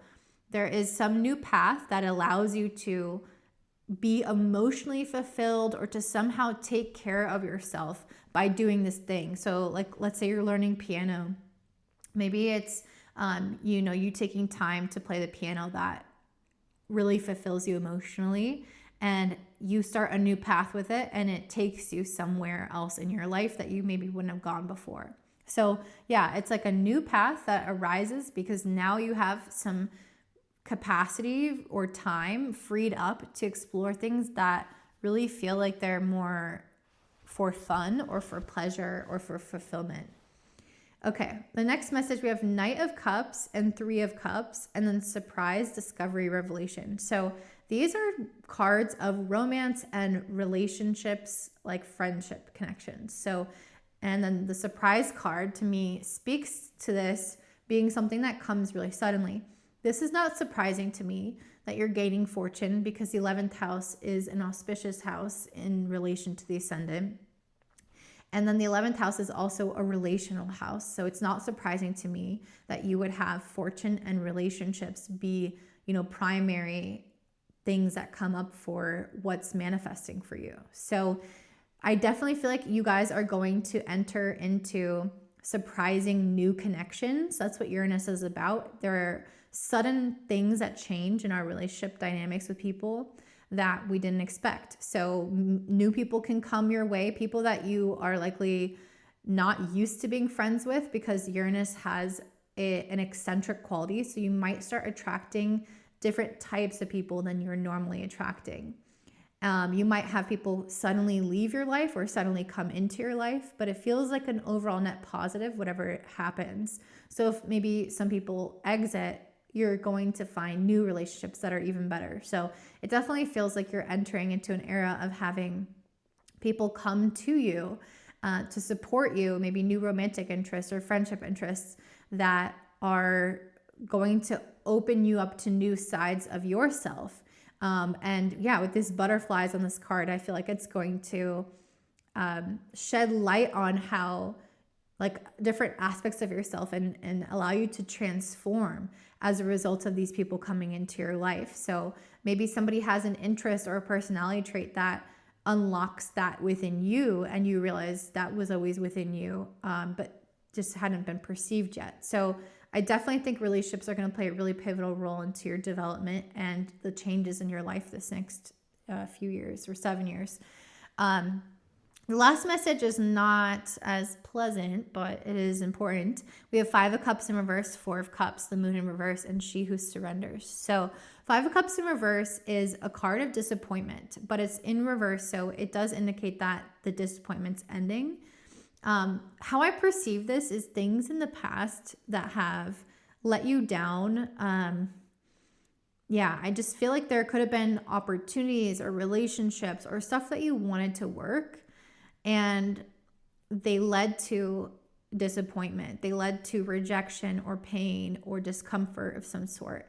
But with the 5 of Cups in reverse, I feel like you're getting over that. And with the 4 of Cups, it's almost like you're emotionally disengaging from those difficulties in the past. So if you were broken up with, or if you had a family altercation, or lost a loved one, or lost a job or opportunity, or signed up for something but someone didn't follow through, if there's something like that going on that led to some type of pain or rejection, I can see you overcoming that or just getting over it naturally. I see you looking more towards the future and not so much to the past, which is going to be really healthy for you guys. This card also feels like things that you wanted to work didn't work, which again, you're getting over. But then I feel like the universe has offered you things that you didn't want. So there's something here that feels like you are asynchronous with life, or that you are out of step with life in some way, especially with the Moon card in reverse. So part of this Uranus in the 11th house is trying to release you from this cycle of maybe being somehow out of sync with life, that, when you want something, it doesn't want you back. And then when you don't want something, it's there for the taking. And it might feel like you're kind of the timing is not right with things, or the opportunities aren't aligning with what you're willing to give or what you're ready for. And the Moon card can really speak to being out of step with the cycles of life. So I feel like you're meant to be releasing this and coming into more of an understanding of your current cycle and respecting the cycle that you're in and taking advantage of the cycle that you're in, rather than trying to want something in a different phase or desire or covet something that you can't have. It's almost like respecting the things that are going well in your life and leaning more into that instead of trying to force other things to work. And also recognizing when something isn't meant for you and releasing attachment to that. So there's something here around surrendering and releasing and not chaining yourself to an expectation or a desire that isn't the right thing for you at the right time. So it's something about getting to know yourself, your timing of life, understanding what's meant for you, pacing yourself with life more, and allowing yourself to kind of flow with life a lot more and trust the serendipity or the spontaneity of your existence rather than trying to get attached to a specific path. So it's like leaving a little bit of room for the unknown to come in. Also making peace with, again, the phase of life that you're in so that you can take advantage of that in the best way possible. So I hope that makes sense there. So yeah, these are your messages, Leo. This is overall really positive for you, and I'm excited for you. If you want to join my moon workshop, I'm going to be teaching you about the kind of inner workings of your nature, your psychology of the moon, the developmental years associated with that. And it's going to be really fascinating. So if you want to check that out with me and also learn more at the end of the workshop, if you want to stay for that long, you can learn more about my astrology mentorship / course that I have coming up that is going to be launched to just a few beta customers. So if you're interested in joining for that, make sure you sign up for my workshop in the description box down below. If you benefited from this reading at all, please also comment down below and give me a thumbs up and subscribe. And I hope you have a beautiful day. Bye. All right, up next we have Virgo rising and sun. Uranus moving through Gemini is going to be moving through your 10th house of career, which can bring some really major changes to the chapters of your life. The 10th house often represents major things that change our external reality that is public out in the world. So this could be things like getting married or moving to a new location or changing your jobs. Things like that can really undergo a shift, as well as changes in your parents or relationships with your parents or authority figures, shifts with kind of government status, like or even visa status, things like that in a different country. So there's just basically anything that is public facing that people tend to see right away, those things can undergo a major change. Let's look at the cards and see what this represents for you. So we have the adaptability card. I felt called to pull this kind of card first, this oracle deck. And I think that it's because, this card speaks to really needing to embrace the essence of change and not knowing where our life is headed next, not having certainty about things. And so I think that you guys are really going to be changed a lot by Uranus moving through Gemini, and it's going to call you to be adaptable and open to your life unfolding in new directions, to having new goals, a new career path, new types of relationships potentially, or again, place to live. Really fundamental things could shift in terms of your goals and the way that you saw your life going. So you might have one particular mindset now, but at the end of Uranus and Gemini, you could end up in a totally different place than you initially expected. So your advice from Spirit is to embrace the unknown and be agile and adaptable during this period of time. So we start off with the 6 of Cups in reverse, Queen of Wands upright, 8 of Wands reverse, 10 of Wands reverse, Justice, and then She Who Listens, understanding, witness, and compassion. So 6 of Cups in reverse represents leaving behind something from our childhood, leaving behind the past. This could be a physical home that you're leaving behind, or maybe you had, some dynamic within your home or family that you're leaving behind now that Uranus enters Gemini. There is maybe a childhood dream that you had that you realize that you want to change or to adapt to a new dream or a new updated vision of your life. But there's some kind of connection that you had to your past, to how you saw your past, or to how things were in your family or your hometown or your comfort zone or your childhood, that you are now graduating from or abandoning in whatever way.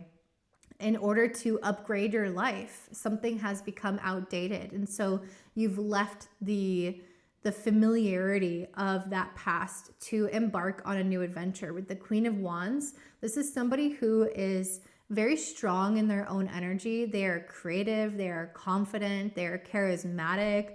Maybe they feel really confident in their, sex appeal, or they're ability to be extroverted and meet new people, or to attract certain things into their life that they feel deserving of because of their confidence and their self-worth. So I see you guys outgrowing something and up leveling into a new energy that feels a little bit more grown up, that feels a little bit more self-assured, taking up more space, having more visibility, or trying to take certain risks in life that you feel, again, that you deserve because of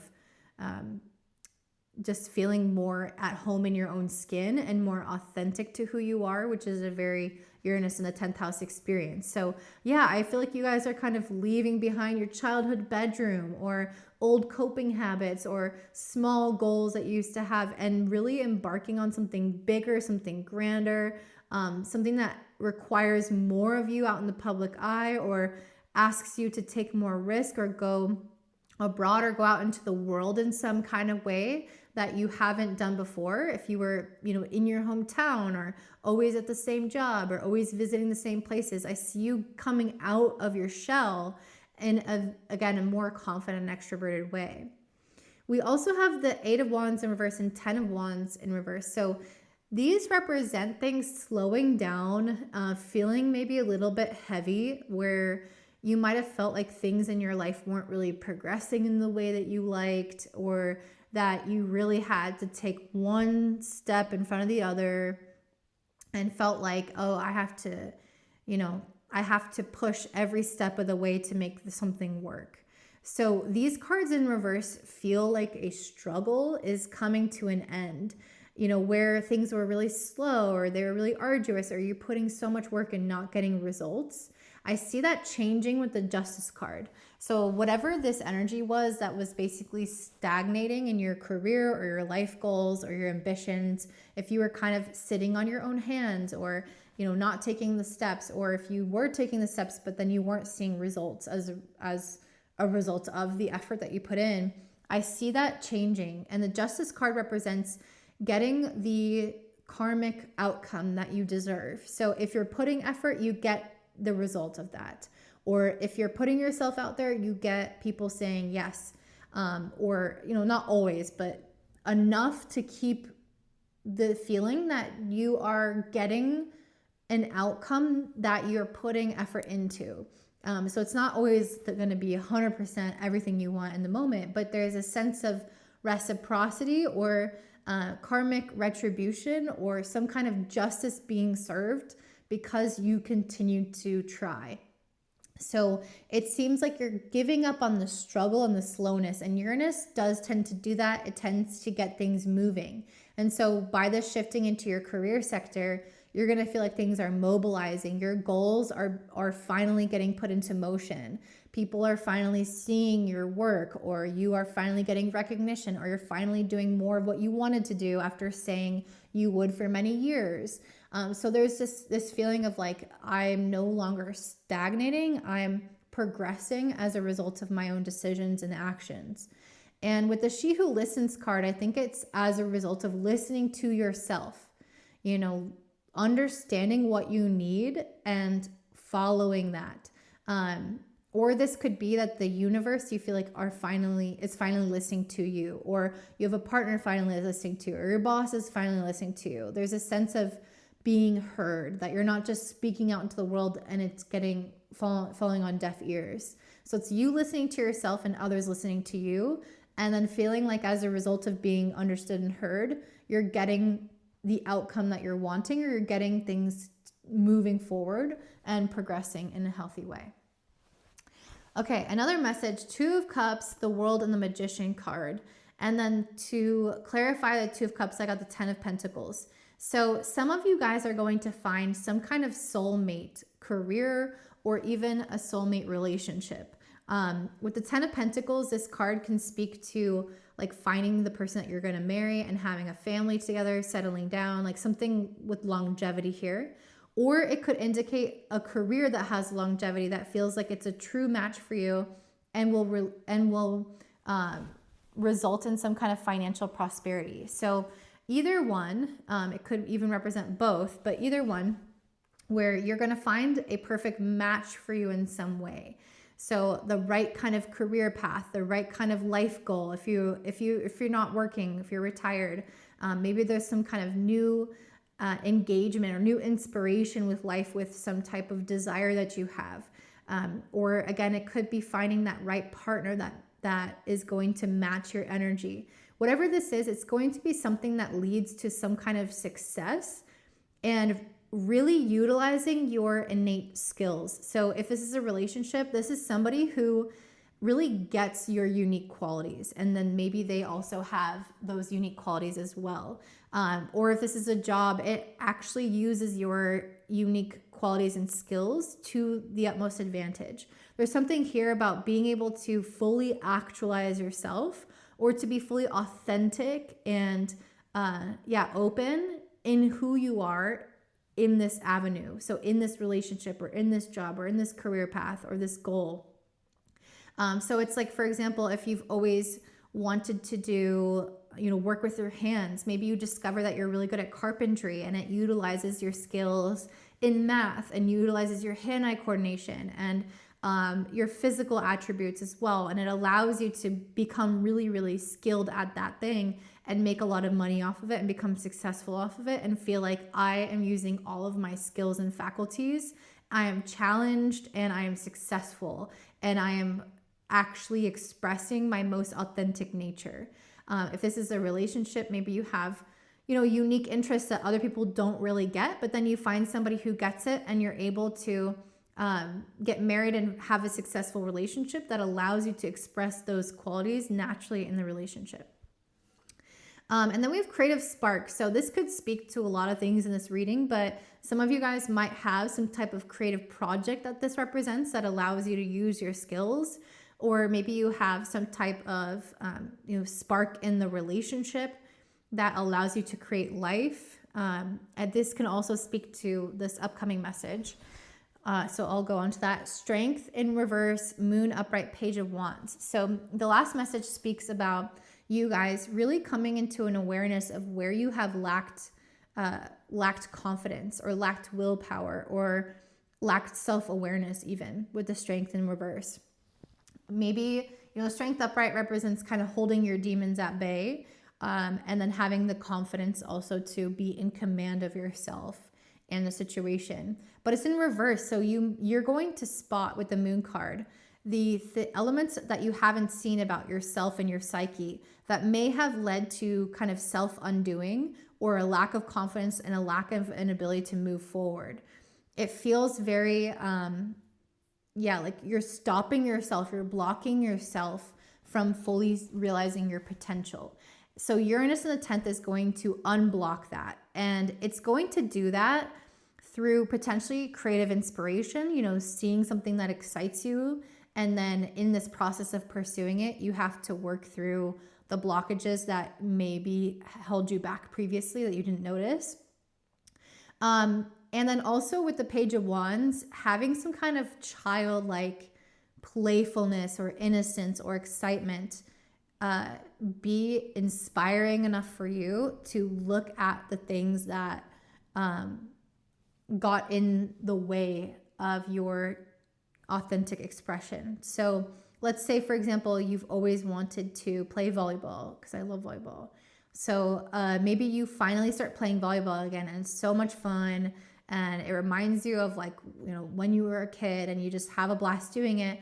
And in that process, you realize, oh, there are times when I'm really nervous to meet these new people, or I really lack confidence interacting with a group, or showing my skills in this group, or asking for what I need, or asking for the ball, or whatever it is. And you start to see how you maybe held yourself back or lacked confidence when you start pursuing that childlike thing. So it's almost like exposing through inspiration, creativity, and childlike wonder, and following, being free-spirited and following your heart and doing the things that you want to do. Through that process, you'll discover where you actually had hidden imposed limitations because of a lack of confidence or a lack of willpower.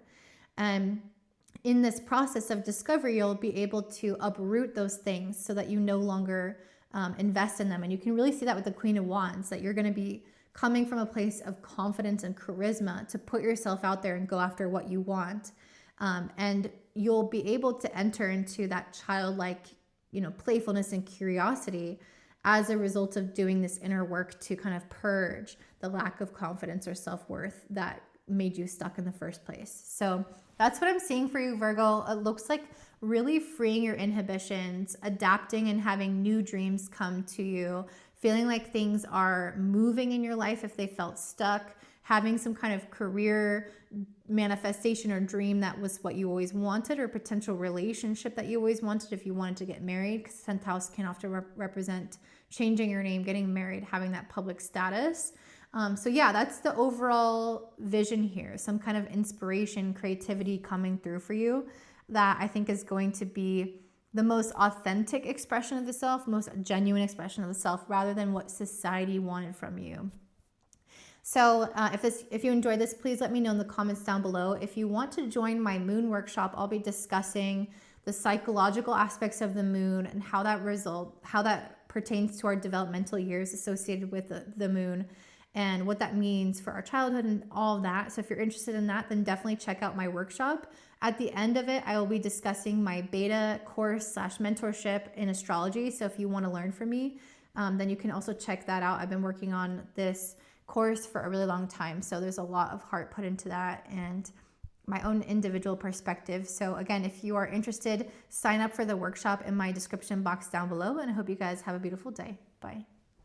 All right, up next we have Libra rising and sun. For you guys, Uranus and Gemini is going to be transiting through your 9th house.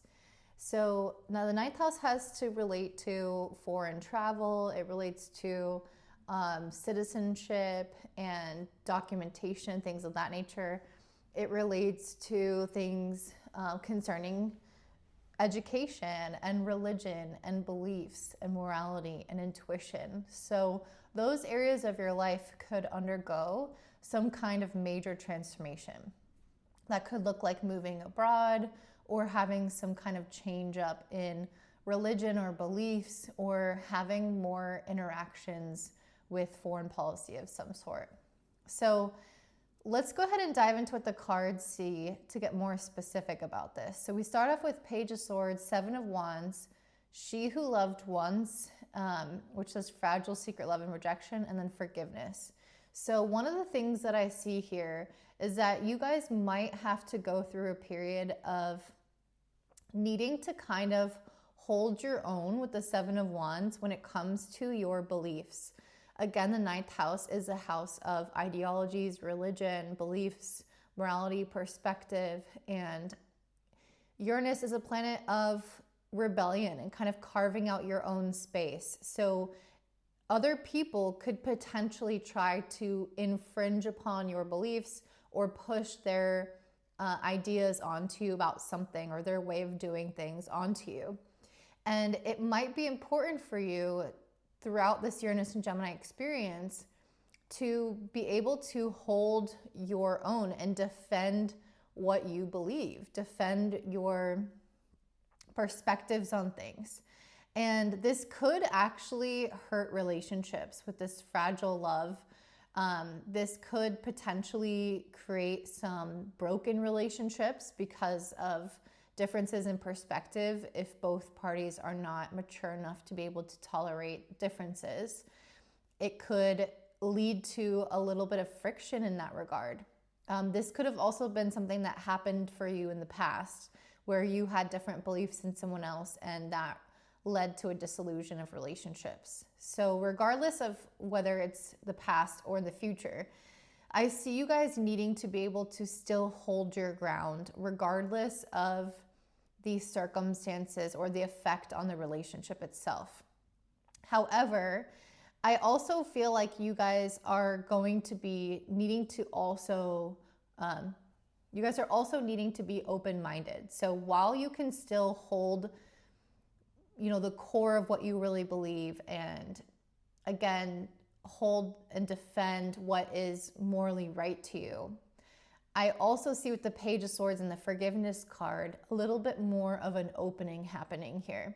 And Uranus It can be both the rebellious spirit that asks you to defend your authenticity, and it can also be the change maker and the awakener that helps open you up to new ideas and perspectives that you wouldn't have considered before.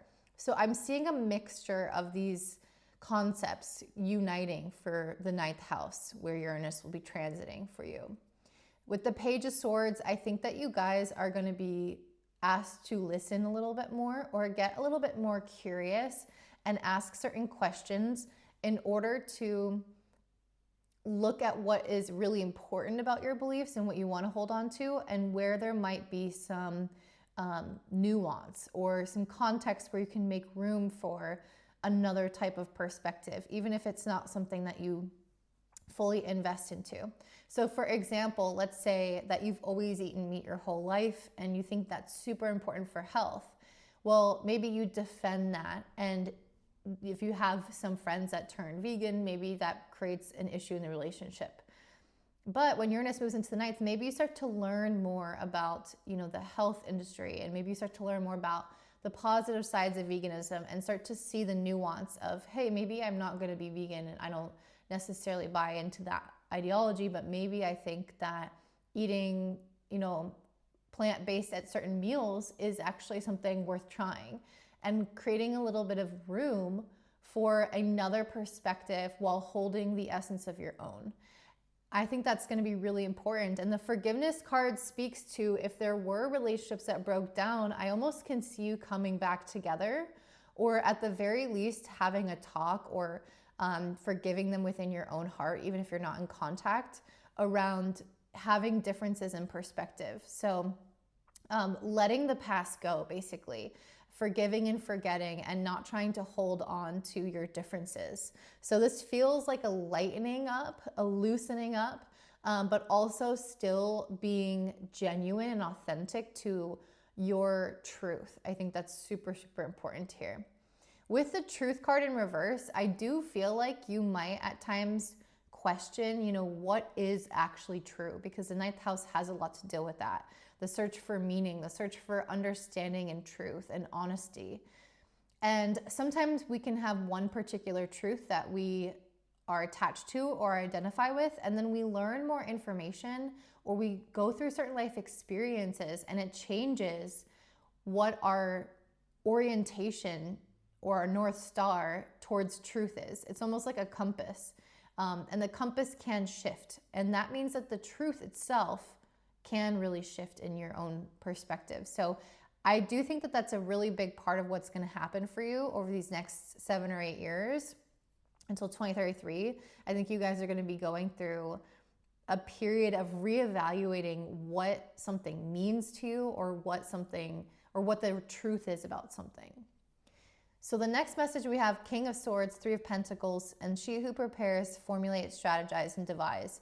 So to me, this is something that looks really logical. King of Swords really, to me, emulates a Uranus and Gemini energy, because Uranus and Gemini is extremely rational, extremely logical, and can look at the facts and the data. And that's probably why you're meant to be more curious and open-minded, because there might be more facts that you can bring into your arsenal to discover what truth is for you. But another part of this is being able to rely on logic and reasoning in order to come up with really solid plans, work plans, especially when it comes to working with other people. The 3 of Pentacles does represent some sort of collaboration, and the 9th house doesn't inherently represent that per se, but it does have a foreign quality to it, which means that you benefit from bringing in outsiders, outside perspectives, different ways of doing things, or people with different skill sets than you. So the King of Swords and 3 of Pentacles to me is about how you work with others and how you make plans for your future, collaborating or using the intelligence and wisdom of other people. So a big part of this next chapter for you is going to be about looking really rationally and logically and intelligently towards the future, and preparing or creating like a strategy for something in your life. Let's say you are in a career and you want to get better at that career and advance it in some way. Well, maybe you have some type of teamwork to be able to do that and create a strategy to have the most success. Let's say you recently gave birth to a child. The teamwork could be with your co-parent, and you're creating some type of strategy to best parent your child and to come up with something that will lead to their success later down the line. So there's something here around really relying on your logic to get ahead with someone else and to create a solid plan with someone else. Okay, your next message is the Strength card, the Two of Pentacles, Nine of Pentacles, and then She Who Regrets, Battle, Victory, Bitterness. So to me, this indicates that there's something in your life that, especially with this Battle card, there's something in your life that may have felt challenging. When I see the Strength card, I think of effort. I think of something that requires a lot of self-control and willpower, something that requires stamina and persistence and focusing on the long-term goal and really reeling yourself in and moderating yourself in order to be able to sustain your effort long-term and your hope or strength and willpower long-term to succeed. So there's this feeling of like really having control and sustaining something that requires effort and endurance and can tire you out. But I see you being successful with that. So this sense of battle, when it comes to the end, you are going to feel victorious. So there's something in your life that may feel difficult, you can use those previous examples even, like having a kid is difficult.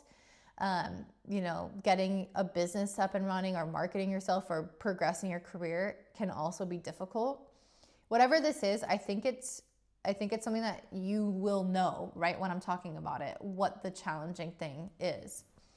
But with the Two of Pentacles and Nine of Pentacles, I really see you coming into a flow with whatever you're working on. It might be something that involves multiple projects, kind of putting your energy in multiple different directions.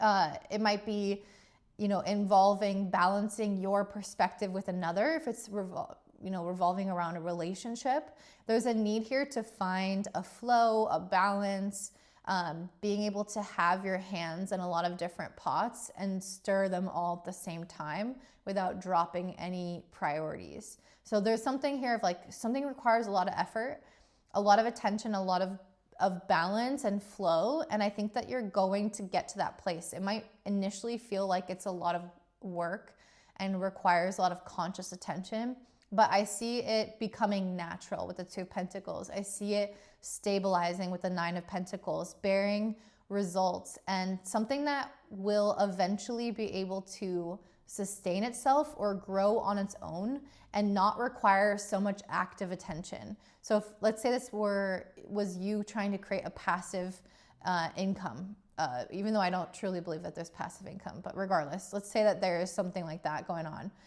It might require a lot of initial push to get it going, and then you're gonna get into a flow state where you're able to juggle the time it takes to keep that up with your current job or whatever else you're working on. And then at a certain point, it will get to be so prosperous or so stable that it doesn't really require much of you. It's quite independent on its own, and it's something victorious. Or if this is a relationship, maybe at first it takes a lot of willpower to be in control of yourself and to balance two different opinions and perspectives. But then at some point, you guys really get familiar and understand how to operate independently while in the relationship, creating space for each person, and it feels very stable on its own without having to try so hard. So whatever this is, it's going to be something really victorious. So the ninth house to me relates to the longevity piece, because the ninth house is often very focused on the future. And so there's something here where I feel like it's trying to give you a glimpse into the future, that things are going to become easy. Things are going to become, again, more natural or in a better flow, and to kind of trust the process and to keep going. We also have the Sun and then the co-creation card. So the Sun card to me speaks about the optimism and the faith, the hope, and also the clarity that comes with Uranus moving through the 9th house. I mentioned Uranus in Gemini is very logical, and with it, it's going to bring reason, understanding, wisdom, clarity, breakthroughs, along with the logic, of course. So the Sun card represents having the vision for your future, or finally having the road or the path illuminated. And from that place, you are going to be feeling really hopeful, really vital or strong. And so, yeah, there's just something here where this could be speaking about a career path. It could really speak about any path that's in your future. I see you guys having clarity around where you're going and how you're going to get there. And Uranus and Gemini can help you find solutions to existing problems. It can help you, again, flow better towards your goal till it becomes stabilized. And overall, just feel more hopeful that it's attainable, because you can finally see the steps laid out in front of you, and all you have to do is just simply walk through them. The co-creation card also to me is kind of in tandem with the Sun, because I see you guys entering into an era where you are going to be more in tune with the universe, because the 9th house is extremely spiritual and intuitive and, again, truthful in nature. So what often comes, especially with Uranus, is going to be these flash of insights, like I mentioned, a breakthrough type of energy where you're suddenly awakened or suddenly seeing something and how it can manifest. So I see you guys getting these downloads and insights. I see you guys really listening to your intuition, and from that place, following those instincts and co-creating with the universe. So you have maybe a dream come to you, or a message come to you through a friend or through something online, or some kind of idea or opportunity plops into your lap, and you just kind of know what to do with it. And the co-creation card speaks about aligning your path with Spirit's path for you and trusting your intuition to co-create what you really want with the universe in a way that the universe wants or asks of you. So it's again, just more alignment with your spiritual path or your soul path, and understanding or having clarity of how to get there. Or if you don't always have clarity, you have faith and hope, and follow your intuition in those gaps where you might not see something all at once. So that's what I have for you, Libra. If you do want to check out, I'm going to have a free workshop on the moon, where we're going to be talking about the psychology of the moon and how that relates to our developmental years. It is really interesting. I haven't really talked about it in this way before. So if you want to learn about that with me, then check that workshop out in my description box down below. I think it's on July 6th that I'm having that workshop.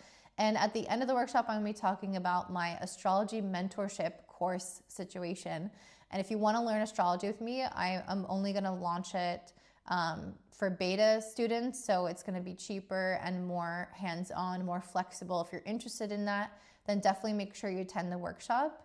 Again, the link is in my description box down below. Don't forget to like this video, subscribe, comment if it's helpful, and have a beautiful day. Bye. All right, up next we have Scorpio rising and sun. So for you guys, Uranus moving into Gemini will be traveling through your 8th house. So what does this represent? First of all, the 8th house has a lot to deal with finances. And so there could be some changes to your financial situation, especially in regards to finances that are inherited or that are given to you by others. This could also have to deal with debt, partner's debt, shared resources that have changes. So maybe you buy a house, or you realize that your partner had debt that you didn't know about, or you get an inheritance. Things of that nature can shift when Uranus moves into the 8th house. This is also the house of intimacy, so it is likely that you're going to have changes to your relationship dynamics with people that will allow you to see things that are kind of deeper about the connection, or that are potential red flags, like truths about people. And it can help you make really discerning decisions in regards to, your connection with them.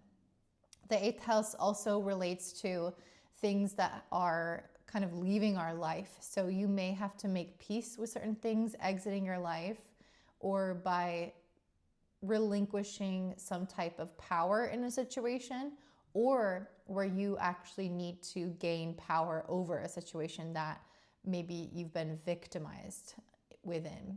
So let's dive into the cards and see what is explained here. So we have the Knight of Pentacles, the Ten of Wands, the Future, and the Potential card. Really, I feel like this whole top row is a message kind of in one as it transitions from one phase to another. But you start off in this area of feeling like maybe there's something in your life that you have to work really hard for.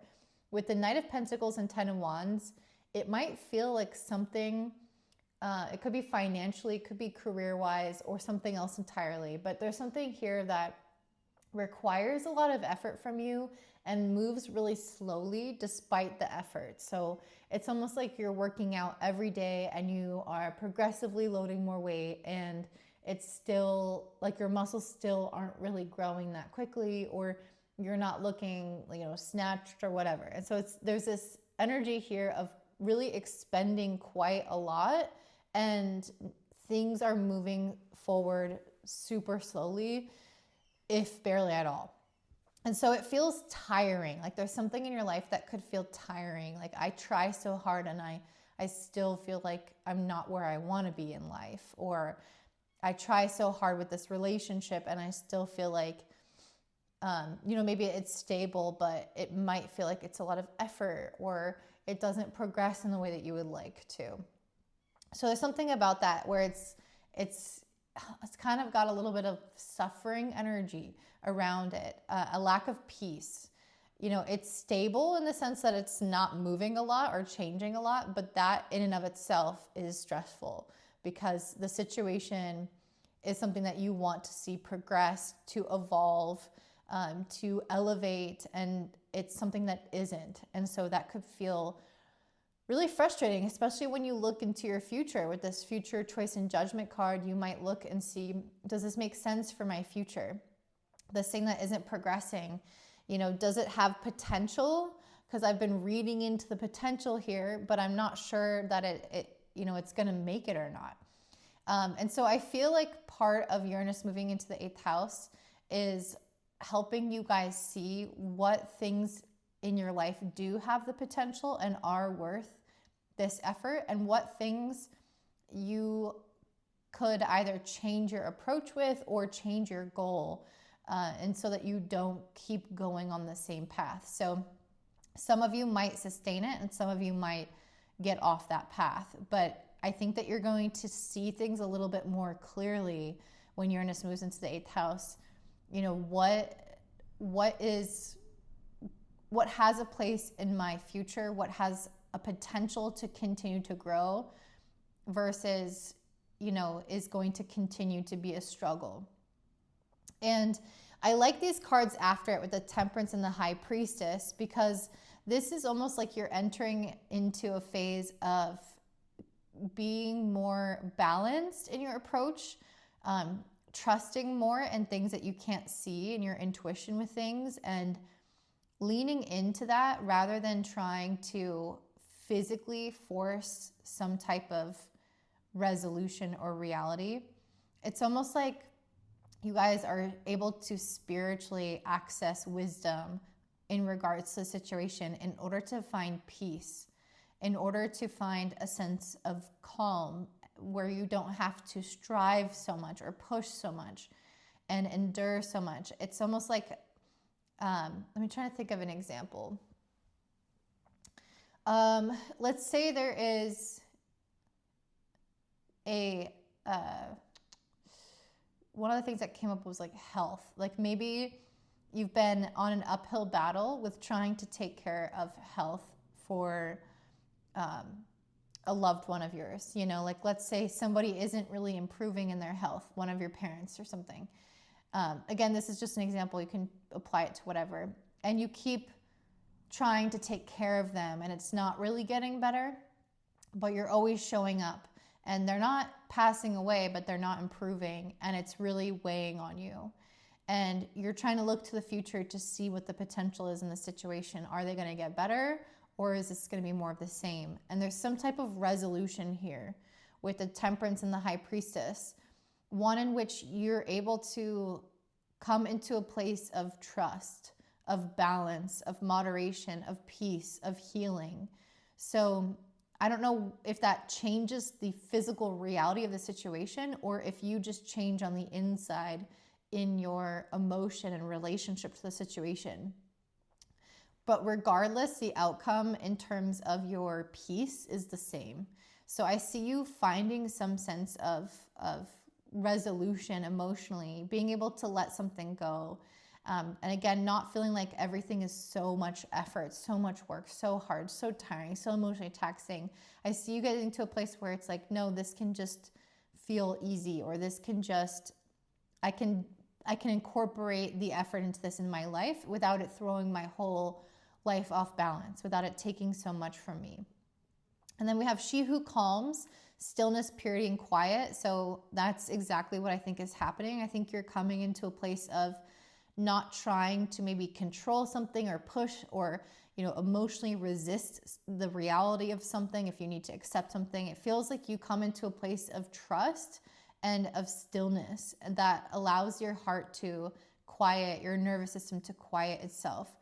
And She Who Brings Light, serenity, beacon, I feel like it's also bringing in a lightness to your spirit, to your energy. So whereas once with the Ten of Wands, things felt very, very heavy and, despondent and weighed down, I see you letting that load go in some capacity, either by the situation resolving itself or by emotionally making peace with the situation and coming into a place of hopefulness or lightness around your perspective on something. So yeah, okay. Your next message, we have the World in reverse and the Nine of Cups with the Enlightenment card, mindfulness, and rise up. So this card to me speaks about something being unsuccessful for you. And that is actually going to lead you to some type of wish fulfillment. So you might have your sights set on a specific outcome, especially in the material world. Like, oh, I want to get married to someone that I meet at this type of place, or I want to have this kind of like career that I envision for myself, or I want to have X, Y, and Z, or buy a house in this place. And the World in reverse signifies that doesn't come to completion, that doesn't succeed.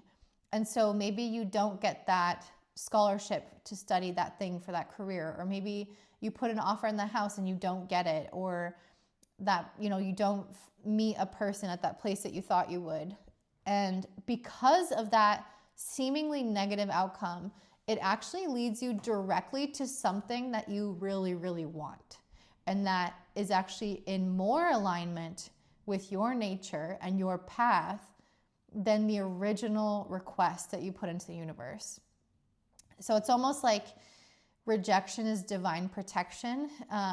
There's something about that where the universe is redirecting you to something that is more potent, more powerful, more fulfilling, more, just more in alignment, more of a match to you with the Nine of Cups. So if you don't get that job, you'll get another job that is actually way better. If you don't get that house, maybe you move to a different area, and because of that rejection, you actually make it to this beautiful area that you would never have lived in, and you meet a bunch of friends and all this and that. So there's some type of door closing on purpose to intentionally open up another door that you maybe wouldn't have thought about walking through. And because of that previous failure or rejection or no of some sort from the universe, it allows you to open your mind and your eyes to another possibility that is going to be much, much better for you. And with the She Who Emerges card, I feel like this is going to be very enlightening for you. You're going to see the world differently as a result of this experience, because you're going to see how if you would have got what you originally wanted, you wouldn't have been as happy. And from that place, you are going to be literally awakened or have like a deeper wisdom or enlightenment about life, and how there's a lot in life that you can't see, and how sometimes from death comes the best growth. From seemingly negative circumstances can come some of the most beautiful and positive experiences of your life. And I think it's going to give you, again, a totally new perspective that is going to be with you for the rest of your life. Okay, the last set of cards, we have Queen of Cups, King of Wands in reverse, Five of Pentacles upright, Queen of Swords upright, and the Emperor. I couldn't fit this card in, so I just put it below. So this next message to me is you guys, with the Queen of Cups, I think that, and this is really common with the 8th house, the 8th house can be quite psychic in nature. And I think that there's something about Uranus moving here that is going to help you tap more into your inner knowing with things. And it could also come from things like astrology or witchcraft or, whatever other type of things there are, going to a therapist. But I see you intimately getting to know yourself and your emotions and what you need and what your gut instinct is telling you to do or to think about something with the Queen of Cups. And this is going to act as your guide. With the King of Wands in reverse, I feel like this is trying to move you away from forcibly trying to make something work. Just because you're passionate about it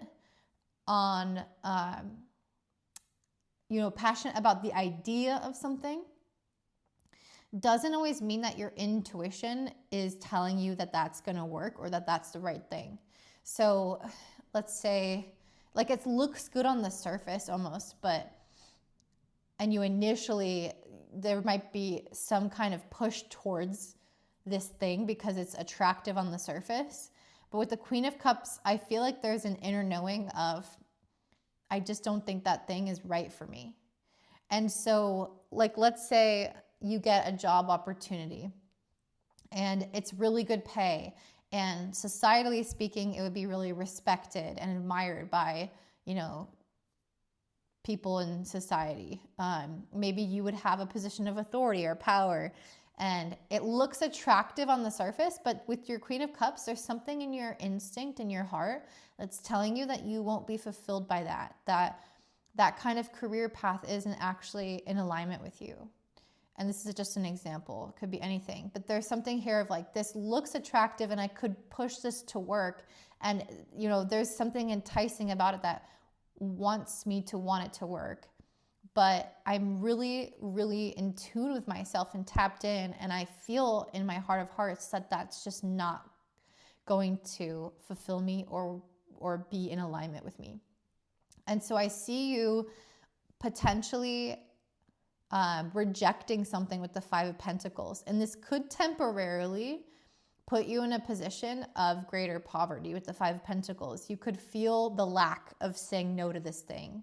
If you reject that job and then you still don't find another job for 5 more months, you might be kind of wondering, did I make the right decision? Like, kind of kicking yourself, like, now I don't really have money. And like, I really had such a great opportunity. I was going to make so much money. And I just listened to my instinct about this. Like, was that even the right idea? Like, I don't even know. And so there could be this lull or this period of kind of like a desert that you go through where you don't see the reward of initially trusting your intuition right away. However, after a certain period of time, you completely do a 180 with the Queen of Swords and the Emperor. It's after this moment of lack and of rejection or loss of something where you turn away from something, you will finally see the evidence of your previous instinct with something. So the Queen of Swords is somebody who's all about facts. So you start off with the Queen of Cups, which is, I just have this inner knowing or this notion that I shouldn't do that thing. And then when you don't do it and you don't get like an immediate reward, you're like, shit, did I make the right decision? And the universe, to repay you at some point with the Queen of Swords, will say, yes, you did the right thing. and it will give you the physical evidence or the rationale behind that. And especially with the Emperor card, this is a card of some type of material success. So whereas before you thought, you know, I could have had this position of power, I could have looked really good in X, Y, and Z, this wouldn't have felt right for you. And with the Emperor, you know, ending the reading, you are actually going to achieve the highest stature, the highest status, and the thing that is most desirable by initially rejecting this opportunity that might look good on the surface and by sticking to your instinct. So you'll see the evidence that you made the right choice. It will be unrefutable, and you will have the material standing or success and power to prove that this initial rejection was so worth it. But it is going to take time, and there could be doubt or a little bit of a wobble in that process. So just trust that if you make a really hard decision like this, that if you're trusting your own instinct, you are on the right path. So that's what I'm seeing for you, Scorpio. Mixed messages here in terms of complexity. You know, it's not so simple, like you're going to get only amazing things. I mean, they all do turn out amazing, but you know, I think the 8th house is complicated, and it usually requires quite a bit of faith and trust and transformation and a journey to that positive ending. And so that's what I'm seeing for you guys. If you guys want to check out my free workshop on the moon, I'm going to be talking about the psychology of the moon and how that relates to our developmental years, which is an interesting take on that subject. And at the end of that workshop, I'll also discuss my astrology course / mentorship. So if you're interested in learning astrology from me or learning more about the moon for free, then definitely sign up. And the link is in my description box down below. Don't forget to give me a thumbs up, subscribe, share with your friends, and have a beautiful day. Bye. All right, up next we have Sagittarius rising and sun. So for you guys, Uranus moving into Gemini will shift into your 7th house. This is an angular house, which means that it has more of an impact because this is the area of relationships and commitments, even work contracts. So some significant changes can undergo those areas of your life. It's really common for people to go through separations when Uranus enters into their 7th house. Not to say that you guys will, but that is very common for the relationship themselves to kind of take on a quality of erratic or chaotic energy. Usually people desire a lot more freedom, and so the relationship, if it has felt outdated, can start to feel stifling for either your partner or for you, or any important relationship. There can just be changes in the people that you attract and the kinds of relationships that you enter into. It doesn't always have to be so scary though, so don't just automatically assume that it will be based off of what I just said. Uranus is really about being honest with ourselves. So whatever happens in your relationships is a time of authenticity and attracting people that are genuine. Excuse me, that are genuine. This could also indicate, again, changes in job contracts.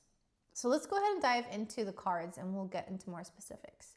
So first we have the home and the rebirth card. So these cards initially came out in reverse. So some of you guys could have some major changes to your physical home environment, to your family, to the people that you live with or where you live. And sometimes this happens in the sense that the angular houses they square, the 7th house squares the 4th house. So sometimes it can bring changes like that if you have planets in the 4th house. So for some of you guys, this could be talking about family relationships or your physical home environment undergoing some type of shift. The rebirth card speaks about needing to let the past die. And so there could be a large change in your connections with people that you need to kind of let the past go and embrace a new type of relationship. And relationships will survive if they are made of genuine material and if they are willing to adapt to the needs of each moment.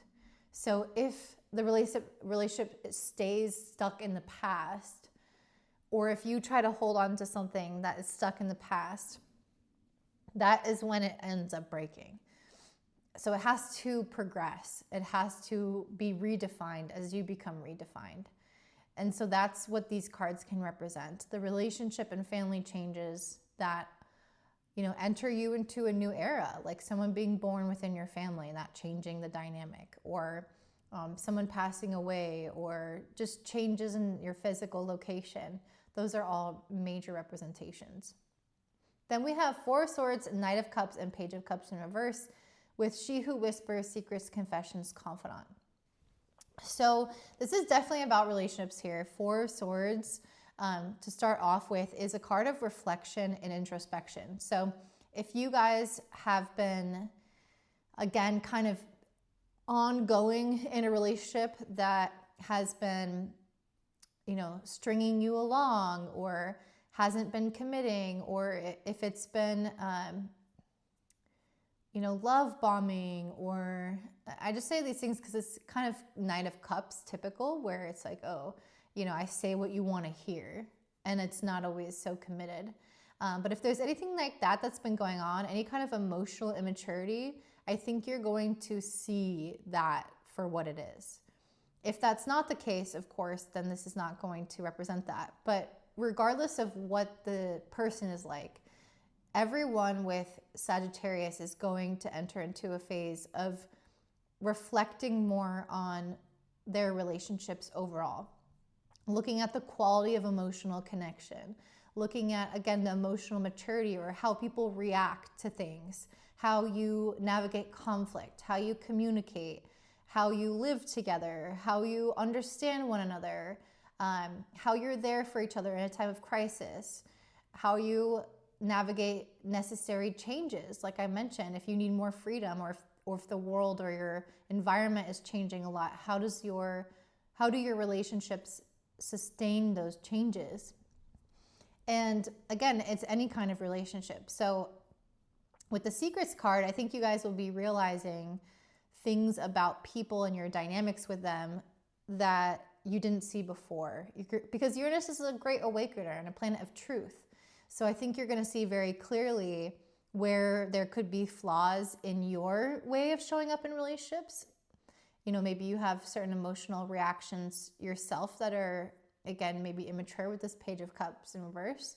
Or maybe your partner or your friend or your parent does, and you see, the flaws in that dynamic, and you can recognize maybe where some of the work is.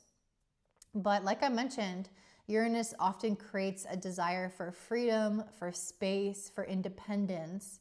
And so if a relationship is somehow toxic or is emotionally immature and is not, rewarding, and you see that, you might just decide to leave that relationship.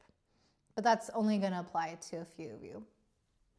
Okay, the next message, we have the Seven of Cups in reverse and the Eight of Wands with the Communion in reverse. So these cards, the Communion in particular, speaks about, not seeing the red flags when it's in reverse. Seeing that something is potentially a red flag, but ignoring it. And that's kind of what I feel like Seven of Cups in reverse with the Eight of Wands upright represents. Seeing that something, like seeing a truth revealed. For example, if you don't leave this relationship, you see something about that person that is toxic or that is immature, you see some type of red flag go on, and then you stay anyway, even though you are kind of recognizing that truth, but you move forward anyway with the Eight of Wands. And maybe you even move forward quickly, like you impulsively jump into something. Then this is going to likely end in you with the Knight of Swords and Eight of Cups also quickly leaving whatever that thing is. This could also be another kind of commitment. So let's say you have a job and some people in your work are kind of toxic, or they don't really appreciate you, or you're having a clash in your values, or you're not seeing eye to eye with something. Maybe you see those red flags and you're bothered by them with the Seven of Cups in reverse, but you move forward with it anyway because maybe you try to, rationalize it or look past it in some way. And then maybe you stay there for a few weeks and you're like, okay, I got to get the fuck out of here now with the Knight of Swords and Eight of Cups. So yeah, there's very much an energy of you guys recognizing that maybe I jumped into this thing too soon and now I'm going to leave it just as quickly. I feel like this message is not going to pertain to everybody. It seems quite specific. But yeah, it just seems like you guys are going to be seeing things really, really clearly in regards to the people that you commit yourself to or that you work with or that you're involved with somehow. And you might kind of try to initially disregard the signs and not listen to them, but it will eventually and quite quickly with the Knight of Swords have you racing back out of the situation and walking away from it. And then we have the Nine of Pentacles, which is a card of independence. So I see you kind of going off on your own. So for some of you, this could be that you're single, or for some of you, this could be that you're working on your own, or you leave a friendship dynamic, or you're not trying to engage with your family as much and you're just kind of relying on yourself. Like whatever dynamic this is, I see you kind of separating yourself from it and being more self-reliant and more independent. And from that place, you're going to be very stable because, of course, you're not going to have to deal with this BS from other people. So there's some kind of, chaotic element with Uranus in the 7th where people can act in ways that produce really quick changes to our relationships. We can be impulsive. They can be impulsive, entering into things without thinking and then leaving them quickly. Like that's the dynamic that Uranus often brings. So that's the kind of storyline I see here. But when you go off on your own, I think it actually suits you quite well. And again, this is not to say that everyone is going to have a breakup, but there's going to be some level of independence here in a specific relationship or a commitment that you have with a business or something of that nature where you're going to go off on your own, and it's actually going to be really, really healthy for you. However, with the Seven of Wands and the Three of Wands and Six of Wands, I don't think that everybody is going to see eye to eye with you.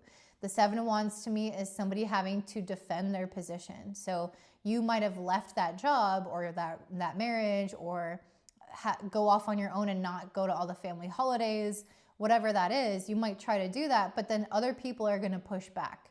So maybe your family is like, why aren't you here? Or you have, friends asking you, why would you leave such a good job or whatever it is. But I see some resistance where other people are going to challenge you and they're not going to potentially understand why you got out of this thing. But you're going to be very clear why you got out of it because you saw the writing on the wall. And even if you moved forward despite that, you saw it again and left. So it's like you're very familiar. You saw it even before you got into it and you went into it anyway just to make sure and you're sure. So I don't see that being an issue, even though you could feel, of course, frustrated by the fact that maybe other people don't get it. But you end with the Three of Wands and Six of Wands. So whatever this outcome is going to be very positive. So even though you might have to initially defend yourself, you do end up taking some kind of bold risk that pays off for you with the Six of Wands. So this could look like, I'm going to leave this, toxic job, or I'm not going to, again, go to the family holiday, or I'm going to have this divorce and I'm going to go on this trip by myself, or I'm going to try this new type of career path that I haven't tried before. Or maybe I'll move away from my family to a place nobody I know is. And there's some kind of risk there that other people are going to not understand and they're going to push back against. But you will see the hope at the end of the tunnel. You will see the potential reward. And you will actually actualize that reward with the Six of Wands. This is, finding the right partner in the end, or the best job that you can find, or having some kind of career glow up or recognition, or feeling like you meet a good community of people who really respect you where you moved to in that new place. So there's a sense of having found family or having some kind of achievement or recognition or success as a result of taking this leap of faith and leaving this kind of toxic environment that was dragging you down and that people wanted you to stay in. But you went off on your own and you fought against other people's opinions, and that allowed you to have a successful marriage or career or ending to this, situation. So that's what I'm seeing for you, Sagittarius. It really feels like you're being encouraged to kind of, recognize that certain people may come and go in your life. There are certain commitments that you may decide to exit at a certain point with Uranus in your 7th, and you're being encouraged to take that leap of faith, to follow your instinct, because it's going to lead to a successful resolution for you. So again, that's what I see for you. If you want to check out my moon workshop, we're going to be discussing the psychology of the moon and look at how that relates to the developmental years in the beginning of our life, and how that really impacts every area of our life. It's going to be an interesting workshop where we're going to look at things through kind of a new lens, and I'm excited to share that with you guys. At the end of it, also, I will have a kind of information session on my course coming up. So if you're interested in learning astrology with me, or if you just want to check out that workshop for free, then sign up for all of that in my description box down below. There will be a Zoom link, and I hope to see you guys there. Don't forget to like, subscribe, and comment below if you enjoyed this video, and have a beautiful day. Bye. All right, up next you have Capricorn rising and sun. So Uranus moving through Gemini is going to be passing through your 6th house until 2033. And what is this going to bring? Well, typically the 6th house has to deal with our work and responsibilities. So you guys could have some changes to your everyday responsibilities and what that looks like. You might change jobs, or relationship or dynamics within the workplace could shift in some unexpected way. Or you could embrace that change and initiate it yourself. The 6th house is also the house of health. And so you guys could decide to shake up your health, or the way that you think about your health, or take care of your body in terms of your daily routine, maybe changing your sleeping habits, or maybe eating differently, or working different hours and reducing stress. So there's just a change that is very likely to happen within career and health primarily. So let's go ahead and dive into the cards to see what specifically is going to transpire for you. So we have Emperor, Knight of Swords, Wheel of Fortune, and then Transformation.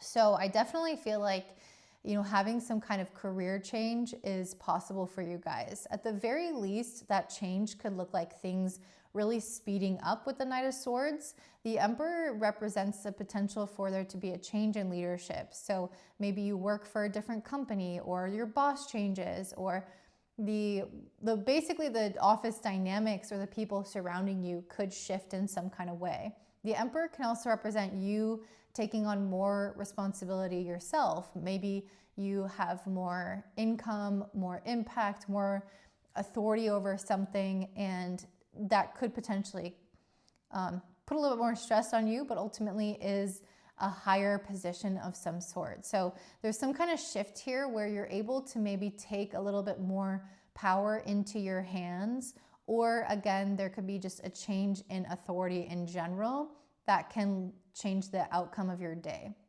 With the Wheel of Fortune, to me, this is something that indicates that you are going to be going through a positive upward trajectory, especially with the Transformation card. There's something that is going to change in the work that you do that allows you to have greater success and the potential for maybe more longevity. So if you do change your career, then you could go into a career that has the potential for you to build up or work your way up in that industry. Or if you stay in your existing career, maybe there is some way to deepen what you do, make more money, take more charge of something, more authority of something. So whatever it is, I feel like you are going to somehow stake some kind of claim in the industry that you're working in. Usually Uranus represents greater freedom. So this typically does make me think that you're going to have more of a say over what your schedule looks like, your day looks like. Again, the potential for increase in pay, or having the final say over something. So I definitely think that there is some positive shifts and dynamics, and you may be responsible for people under you. You may have a team, or you may work with people that just naturally turn to you for guidance at this time. So it doesn't always have to be an official position change, but there can be just enough shifting within the workplace that you are given more responsibility, or maybe you become the person that has been there the longest because of some changes, or whatever that looks like, and people could turn to you as if you were given a position of authority. So positive changes that allow the wheel of fortune to start turning in your favor to, again, get more of a positive outcome or more money of some sort. We also have she who brings light, serenity, beacon, and then she who enfolds, swath, embrace, and self-care. So this to me represents you guys entering into a phase where you might be a little bit more focused on your well-being and your holistic well-being within the workplace. And your responsibilities. So it's not just about, punching in and out and, working overtime or feeling like you're in a thankless job. There's something here around needing more fulfillment or more balance, or a healthy kind of work-life balance where you're able to make sure that you still have time to eat well, that you have time to clean your house, that you have time to exercise and take care of your body. It seems like you guys are going to be able to practice self-care activities to make sure that you're kind of decompressing at the end of the day in a healthy way. So I think part of you having more of a say, more responsibility, also means that things are going to, I just think you're going to get things done a lot quicker. I mean, Uranus does tend to speed things up. It has kind of an electrical energy to it. So it can kind of supercharge your energy, make you more productive, more on top of things, and again, more efficient. And I feel like you're going to be able to achieve everything that you need to achieve with that, and still have time left over to take care of the things that matter to you outside of work that are really important for your health and your everyday life. And I think that's going to help you with your overall well-being. However, we do start off with the next line with the 9 of Swords and the 9 of Wands. So there is going to be something that may kind of test you emotionally. So just because you're able to maybe get a better work-life balance or be more efficient, and you can de-stress in certain ways or self-care in certain ways, doesn't mean that there aren't going to be things that challenge you. I do think, it's potential. It could be people that you work with, or a new role that you're in, or higher visibility and higher stress as a result of more things falling on your shoulder. But there's something here where I feel like you guys are going to have certain elements of stress put upon you. Maybe it's possible that you have to take care of a sick parent, or maybe you have some other additional responsibility that you didn't have before. That can represent, Uranus in the 6th house, a sudden or unexpected responsibility falling on your lap, or having, with the Emperor, I think of a well-oiled machine in that you have a schedule and it's always on time. And with the Knight of Swords, things move quickly and you're able to get things done. But I do think that there is some element of chaos that Uranus can bring to the table, where things can happen unexpectedly and can come up and throw your schedule off. Or you can have, again, an additional responsibility that you didn't anticipate before. Or maybe when you are leading people, there's a little bit of discord or unexpected, relationships going on within your colleagues or your team. So whatever it is, I can just see that there's potentially something happening, especially in terms of responsibility, that is going to maybe put you to the test here. And it could cause quite a bit of sleepless nights. It could cause some initial stress where you're worried, how am I going to handle this? What am I going to do with this? For some of you, it could be a health scare where you realize maybe you get your ish together, with work and balance with your health, but maybe, something from the past that you hadn't addressed actually comes back up and you have to take care of that health scare. Or again, maybe something with your family or something else. But there's some stressor here that I think is going to keep you awake at night, and you're going to wonder, how am I going to manage this? But luckily for you, I don't think that is going to manifest into something really negative. I think it's more of just a kind of stressful situation in terms of your mind, you know, trying to figure out how to resolve this problem, you know, trying to make yourself feel better, but not really knowing how it's going to be done.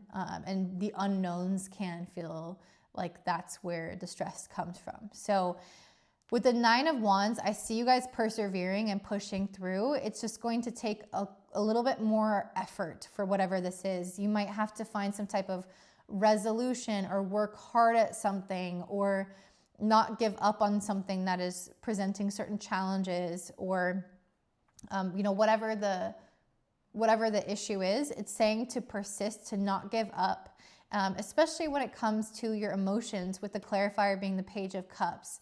I think it's trying to tell you that, you know, there's a lot going on here with the Page of Cups, King of Cups, and Knight of Cups. We have every suit here except the Ace of Cups in this Cups suit.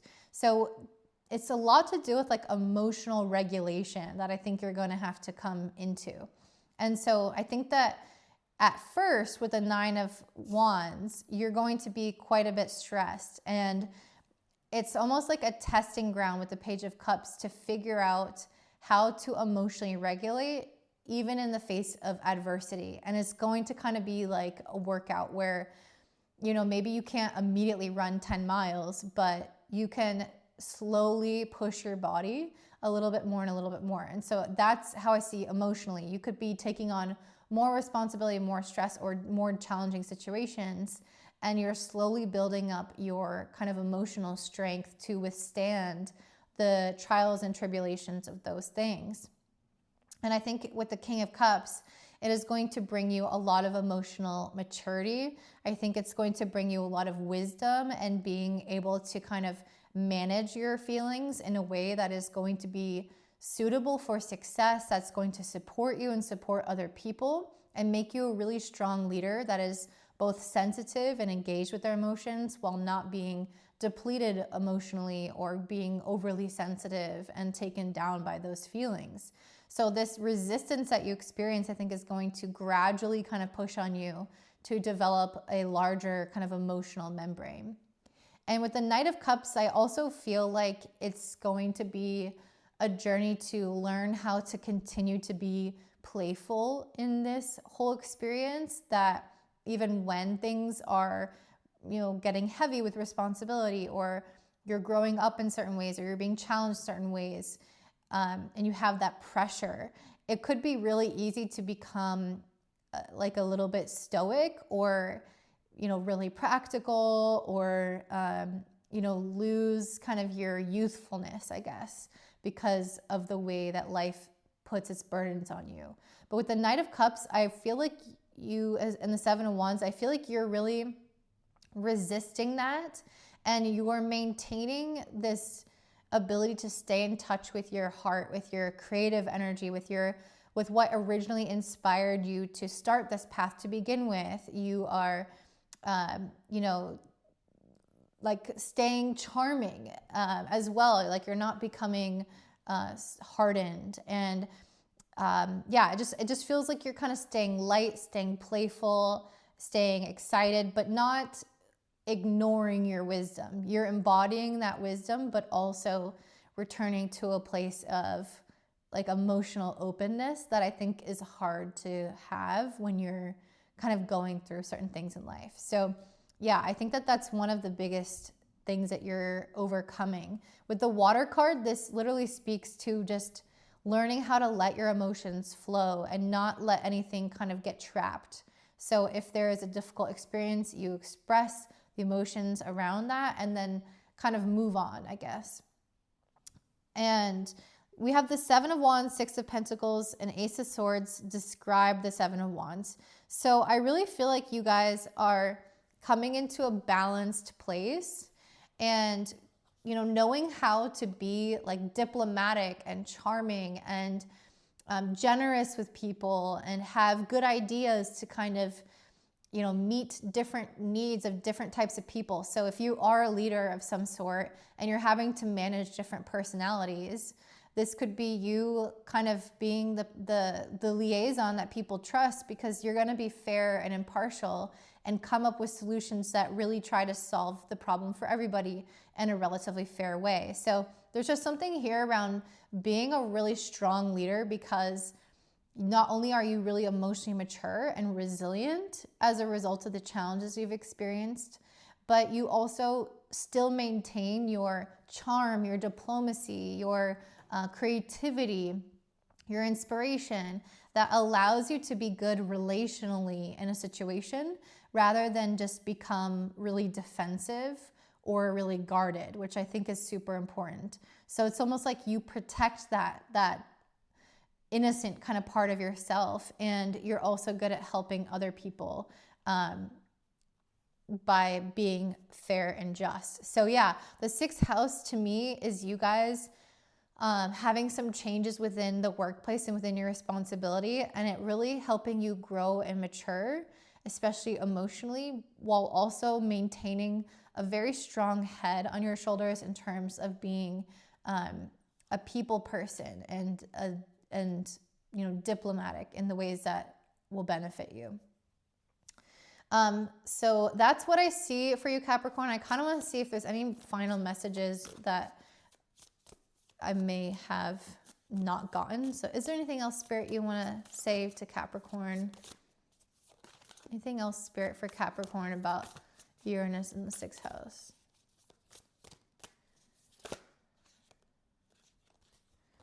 So with the Devil card, I think that some of you guys could be getting unstuck from certain habits that may be like unhealthy habits. So if you are a smoker, or if you have any kind of addictions, or you eat unhealthy, or you spend too much time on social media, the Devil card to me, with the Page of Pentacles and 7 of Pentacles, indicates that you are going to go on a journey in order to gain more ground on a healthier, like, alternative path. So if you used to eat, a lot of sweets, you might start to recognize that, hey, I eat sweets when I am feeling really alone or really sad. And so maybe you start to go on a path with your therapist where you start to work on those emotions and develop greater sustainability within your coping mechanisms. So yeah, I just see you choosing a healthier alternative path that actually stabilizes you and helps bear further fruit in your life, rather than try to continue a cycle of kind of addiction or self-sabotage in some way. I also see you guys relying more on your logic with the King of Wands reverse, King of Swords upright. I feel like, instead of just being really passionate and leading with your first emotional response, I think that you're gaining so much maturity over your emotions that you're able to draw in enough control over them to pause and reflect on what logically makes the most sense. And that's why with the Emperor, you're going to be a really good leader, because you're not just jumping headfirst into the first instinct that you have, or you're not being, you're not being very, not the word responsive, but it's impulsive response. Whatever that indicates. If you're angry, you just immediately react angry. I don't see that. I see you guys becoming really, really level-headed and being able to use your emotions to pause them, or not.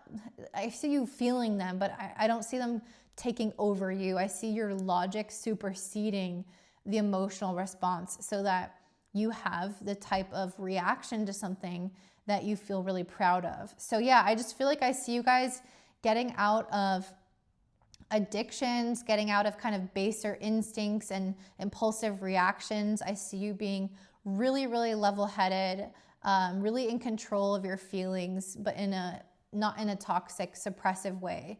and being able to lead as a result of these superpowers that you develop. So again, that's really what I see for you, Capricorn. If this resonates with you, let me know in the comments or give me a thumbs up and subscribe. If you want to check out my moon workshop, I'm going to be running that, and we're going to be discussing, I think it's on July 6th, but we're going to be discussing, the psychology of the moon and the developmental years and how this influences really the rest of our lives. So I think it's a very important subject taken from a different lens. So if you're interested, definitely sign up. It's free. And I also will be discussing at the end my astrology mentorship / course. So if you're interested in learning astrology from me, you'll definitely want to check that out, because I'm only launching a beta version for some testers who will get it at a cheaper price and work with me closer, in a group, but also a little bit more, intimate. So if you're interested in that, definitely sign up. In my description box, you'll see the Zoom link, and I hope that you guys have a beautiful day. Bye. All right, up next we have Aquarius rising and sun. So for you guys, Uranus moving through Gemini is going to take place in your 5th house. And the 5th house is associated with children, with hobbies, with travel, with sex, with pleasure and joy, and dating relationships and meeting new people. And so Uranus moving through here can spark up those areas of your life and create change. Maybe if you guys never wanted kids, all of a sudden you want to have kids. Or maybe if you've been, living a life that's a lot of work and you haven't had a lot of balance or a lot of play, Uranus moving through your 5th can open up your social life, new hobbies, new activities for you to explore. So whatever it is, it's trying to get you to become freer in your most authentic expression of yourself, because that's a lot of what the 5th house is about, and to feel more joy in your day-to-day life. So let's dive into the cards and see specifically what is going to manifest for you. So we have the World, the Star, and the She Who Forgives card. So one of the things that I feel like is going on is you're kind of entering into this cycle of having a chapter complete itself with the World card. Maybe you have successfully achieved something, or you've graduated from something, or you have ended something that you've been a part of for a while. The World card represents this culmination period. And after that, you go into a phase of renewed hope, renewed healing. And there is this forgiveness card. So it's almost like a letting go of the past, forgiving and forgetting what was, or just not carrying the burdens of that previous cycle or that previous chapter with you. So the Star card represents kind of having, like I said, a renewed hope. So you guys are meant to be coming into this phase, kind of feeling more excited about what's ahead, and feeling like there are a lot of opportunities that are in front of you to explore the world or explore your interests more, and have a little bit more freedom and not be so defined by a previous cycle with the World card. And then up next we have the Chariot, the King of Swords, 3 of Swords, Tower, and then She Who is Present, now awareness and acceptance.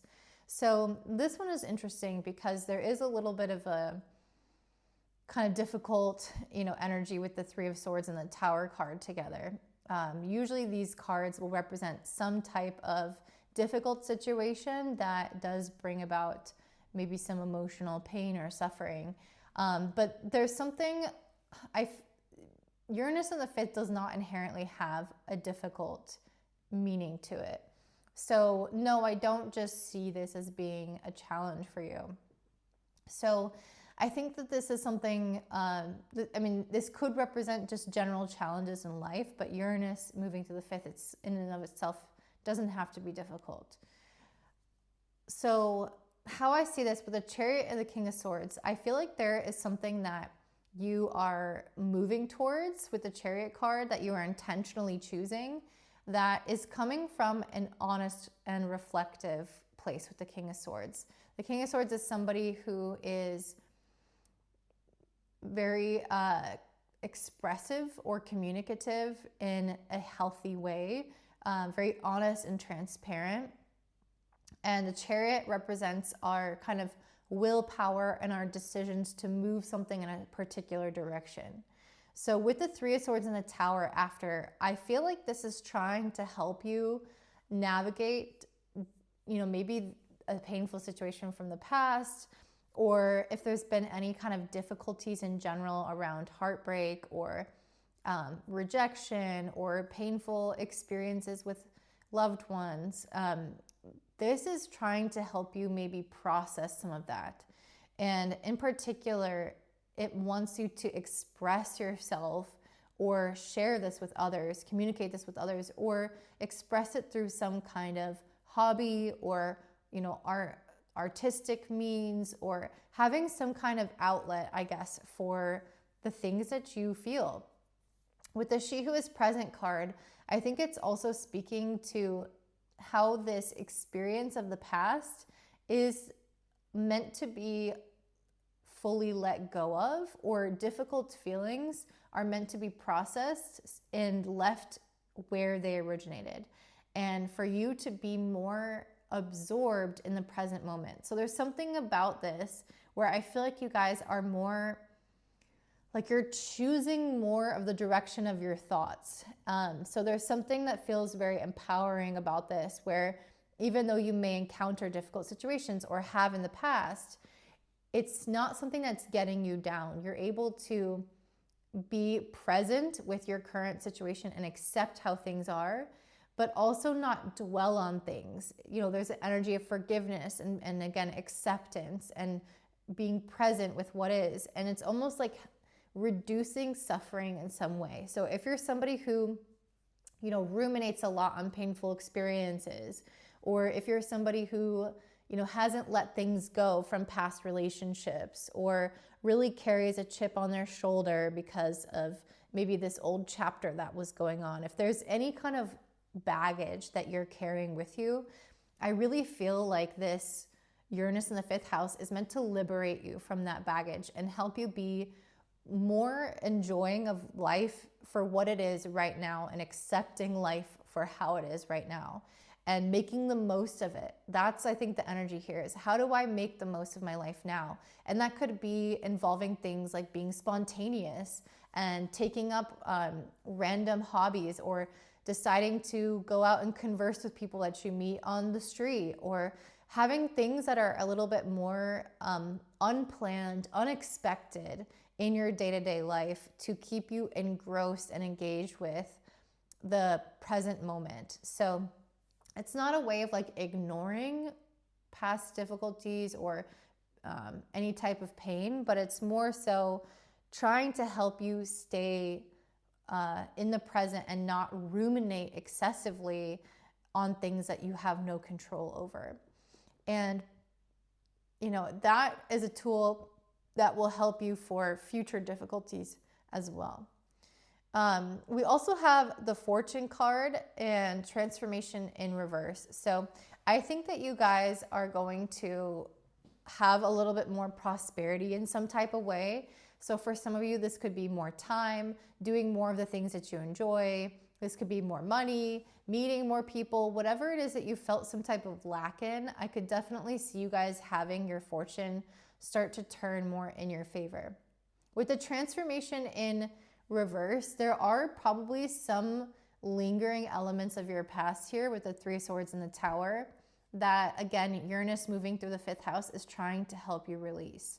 So instead of being kind of stuck on a past chapter, or not wanting to end something, or not wanting to let something go, or ruminating about a past experience, or maybe being uncertain if you made the right choice, or if you can accept what is in this current reality, this transformation in reverse is trying to help you release and let go. And the 5th house is, again, so good at being in the now that it can help you do that just simply by enjoying what is right in front of you. We also have the Knight of Cups, the 3 of Wands, and then the Judgment card. So I really feel like just exploring new relationships with the Knight of Cups, or kind of creative interests that might come to your attention, as well as traveling and going on random little adventures around your town, or trying new things that you've never tried before. Those simple things are going to really change your life with the Judgment card. I feel like it's going to awaken you to a more pleasurable existence. And yeah, I don't know, it's almost like it's up-leveling you by helping you see that life can be like there's so many different variations of life. There's so many different kinds of experiences out there that you haven't even fully tapped into. And with the Judgment card, it's trying to help you see that you are free to explore all these different avenues of the self that you maybe felt kind of constricted around, or just didn't feel like you had the option to do it. And now I think it's going to open you up to seeing that there is a lot more out there. Maybe you guys will become really good, chess masters, or I don't know, I could see you taking something that you gather from this experience and making it last with this She Who Stands card, resolute and determined, and then the Seven of Pentacles and Eight of Wands. I feel like there's going to be something that in this period of exploration and getting to try new things, there are going to be some things that stick. So maybe you meet some really cool people in this next cycle and they stay in your life forever. Or maybe you develop a skill or a hobby, and again, maybe it stays in your life forever. And if this is something related to your children, maybe that's something that you help your children explore. But whatever it is, it's something that's going to kind of keep you busy with the Eight of Wands. It's going to feel like it's helping you progress your life while also stabilize your life. So I can see that it's going to be kind of you journeying out into the world and doing maybe spontaneous things, unknown things, and then some of them will take root and accelerate in your life and develop in your life and make your life feel maybe more purposeful or more enjoyable, or again, busy, more sociable, like you have kind of a lot going on. It's almost like I can see you maybe trying a few different things out, like maybe you do pickleball, maybe you travel, maybe you go to the movies by yourself, maybe you start cooking, maybe you start knitting, maybe you start playing soccer. And then at some point, some of these things really hit off for you and you make new friends and you develop different like facets of your life that maybe you didn't make time for before, and it makes you really busy.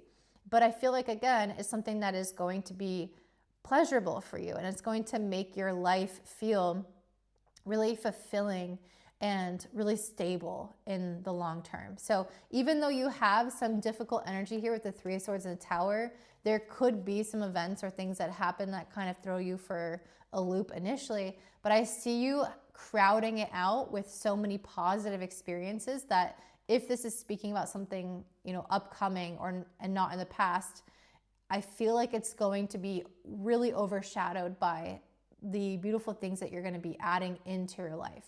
I kind of get the feeling that this is more so past energy, and that it's more so with the transformation card, something that you're meant to process and let go of, and not kind of ruminate on things that have already gone by. So yeah, that's what I'm seeing for you, Aquarius. I hope that resonates for you. I hope that that's helpful. If so, comment down below, give me a thumbs up and subscribe. And make sure that you check out my moon workshop, which is free on July 6th. We're going to cover different elements of the moon in terms of our psychology and our development from childhood and different facets that I haven't explored on this channel before. And it's totally free. So make sure you subscribe for that or sign up for that. And the link is in my description box down below. At the end of the workshop, I'm going to be discussing my upcoming astrology mentorship and course. So if you're interested in taking that with me, also make sure you sign up. And yeah, I'm excited to see you guys there, and I hope you have a great day. Bye. All right, and last but not least, we have Pisces rising and sun. So for you, Uranus is moving into Gemini, which is in your 4th house for the next 7-8 years until 2033. And Uranus in the 4th can bring some major changes to your root system. So the 4th house is the most invisible house in terms of the light. So when we look at the sun in the 10th, this is when the sun is basically at peak of high noon. And then when the sun disappears to its lowest point, it reaches the 4th house. So there's something about this house that is very intimate, that is only known to a few, and it kind of represents the tender parts of the self. It represents our roots and where we come from and what stabilizes us, as well as what makes us who we are.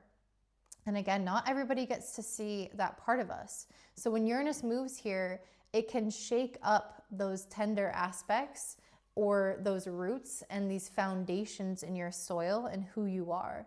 So you could have changes to your family dynamics. You could have changes to where you live, to deep or intrinsic aspects of the self, and things that are often not as externally evident, but that have a really widespread effect based off of the way that it changes us from the inside out. So you can expect to have some family or home developments with Uranus in moving through your 4th house. So let's look at the cards. We have the Queen of Cups upright, Queen of Wands in reverse. She who grants wishes, desires hope, and she who changes, transformation, change, and enchantment. So what I see for this is I feel like you guys are going to be entering into a phase where you are changing the things that you desire.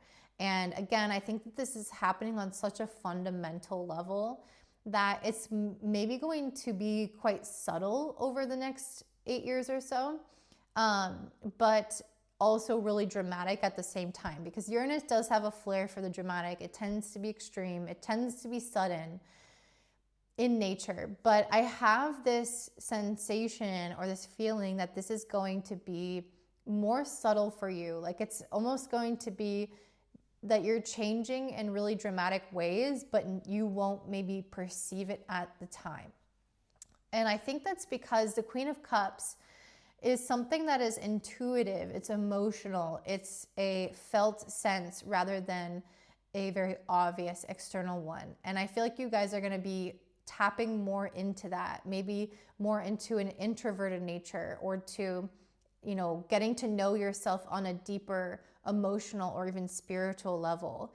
And I think that is going to slowly kind of transform what your priorities are. I could see you guys with the Queen of Wands in reverse, maybe being less extroverted or less fiery, less out there in the world trying to prove yourself, or, you know, go after certain ambitions. And not that you're not doing those things at all, but I can see the energy coming more internal, and I can see this softening taking place. And it's almost like you are attracting things into your life through slower and softer means. And some of the wishes or desires that you thought you had, maybe to have a fast-paced life or to achieve certain things, I could see those really becoming totally different over this course of the Uranus transit through your 4th. So maybe your desire to achieve certain things in the external world starts to shift and become more of an internal goal or an internal wish. Maybe you always wanted to be a career woman, and then all of a sudden you become somebody who wants to be an artist, who stays at home, or who doesn't, you know, try to have these massive accolades out in the world and be known for stuff, but to just produce the art and have fun doing it, and kind of slow down and change your life to focus on motherhood or on art or on you know, nature. And I don't know, I could just see you pulling back your energy and reprioritizing it in a way that feels more authentic to you, and that might not be as big of like a fanfare, or might not be as kind of socially on the surface as big of a you know, an accomplishment in terms of society's expectations and whatnot. So yeah, it's almost like seeing somebody who had this corporate job and who was climbing up the ladder, and then they realized one day that they just want to live off the land, and they want to have a tiny home, and they want to be, you know, have time for their kids, or have time to draw or do things that fill them up rather than, you know, meet these expectations. So I can just see you shifting in what you thought you wanted. Not that everyone's going to want that per se, but just that you might realize that the things that you thought were super important before are not as important now as a result of this transit. And you could go through maybe somebody in your family passing away, or people moving, or things shifting in a really fundamental level. And it could bring you to these realizations as a result of these major life experiences.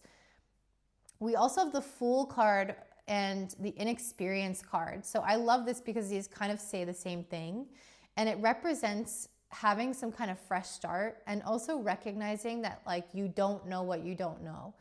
So the inexperience really represents this innocence, this naivete, and this ability to just have, again, kind of like a fresh slate. So I feel like you guys are going to make some kind of major change here that will start you fresh in your life on a new journey, on a new path that you've never done before.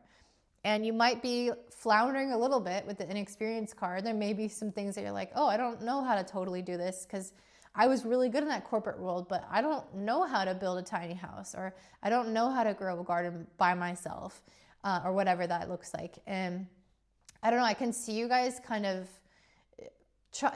having a big journey, having a lot to figure out, a lot to learn. And in that process, I think you learn a lot about yourself. But in this process, you also feel really free, really light, not as inhibited by these big goals and these expectations and being super busy and trying to do all these things. I don't know, I just see you like slowing down or reprioritizing in a way that feels more focused on the fundamentals and the things that really nourish you.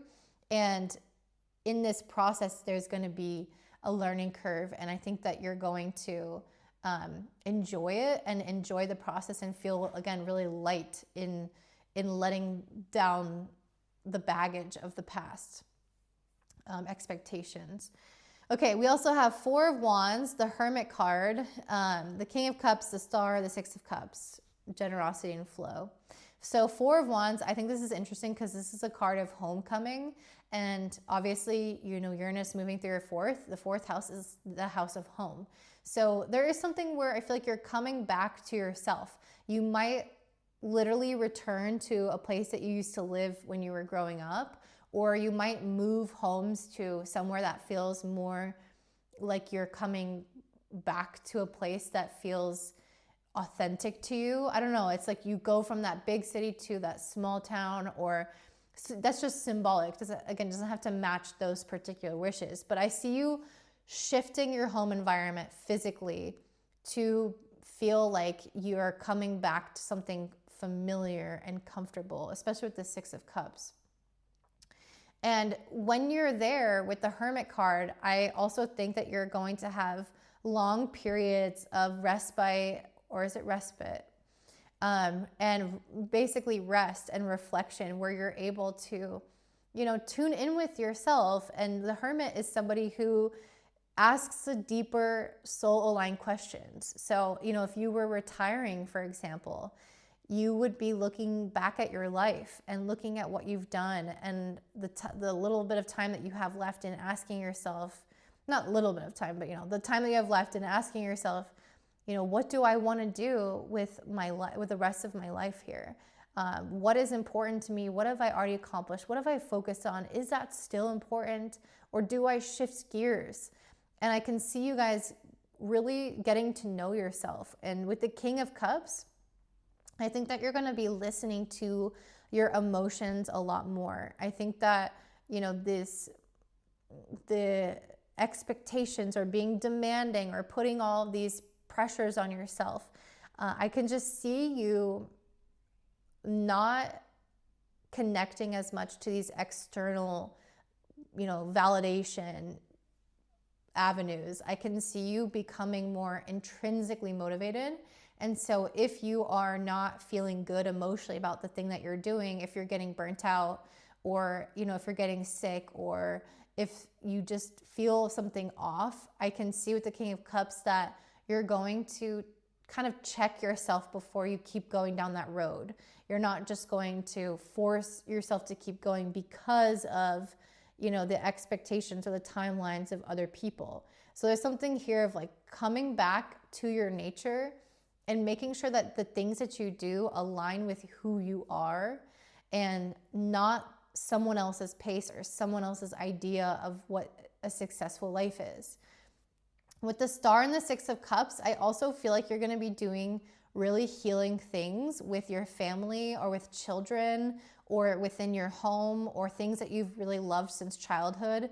And it's going to, again, be very healing for you to be able to do these things. So it's like finally being around, you know, your family members, or your kids, spending more time with them, getting to read or write or do things that, like, again, are simple joys, things that you loved when you were really young, when you didn't have any burden of responsibility. I don't know, I just see you coming back to this like pureness, and this inexperienced card, this Fool card, it all feels the same here, of like this childlike wonder. And again, this experience of innocence and bliss from when things were simpler in life. I just see that being very, very healing for you and paring back a lot. So if you want kids, it's like, okay, maybe we don't need this big house. Maybe we don't need all this stuff, and I don't have to work as much, and I can homeschool the kids, and I can be with them and do this thing that I've always wanted to do, where I didn't have time before when I was in the big city trying to pursue that job or whatever. So that's what I see for you, is like really slowing down. And the generosity card, I see you coming into a place of a lot more abundance. And in particular, you might have less in the physical world if you choose to, but I feel like the abundance is going to be greater. Like, you're going to feel much more generous, but also much more grateful. Like, life is giving to me. I feel plentiful, and I feel all my needs are met, and I'm surrounded by my loved ones and doing things I love, and I'm being nourished. It feels like life is much more fulfilling for you. And even if you have less money, you're going to feel more abundant because of that. I also have the Flow card. So again, I don't feel like you're going to have maybe as many timelines or as much pressure that you put on yourself. I'm getting the sense of relaxing a bit and tapping more into your intrinsic nature, your emotional motivation, your feeling that day, your mood that day, what you're inspired by, and you're going to work with the energy that you feel naturally. It seems like you're flowing with your cycles and your energy levels and your mood, and not trying to work against your nature, not trying to force things to fit into a specific, again, timeline or context or whatever, and just allowing yourself to fully express who you naturally are at your core. So I don't know, this seems really beautiful for you, Pisces. I'm excited about this for you. If that makes sense for you, if that resonates, let me know in the comments down below.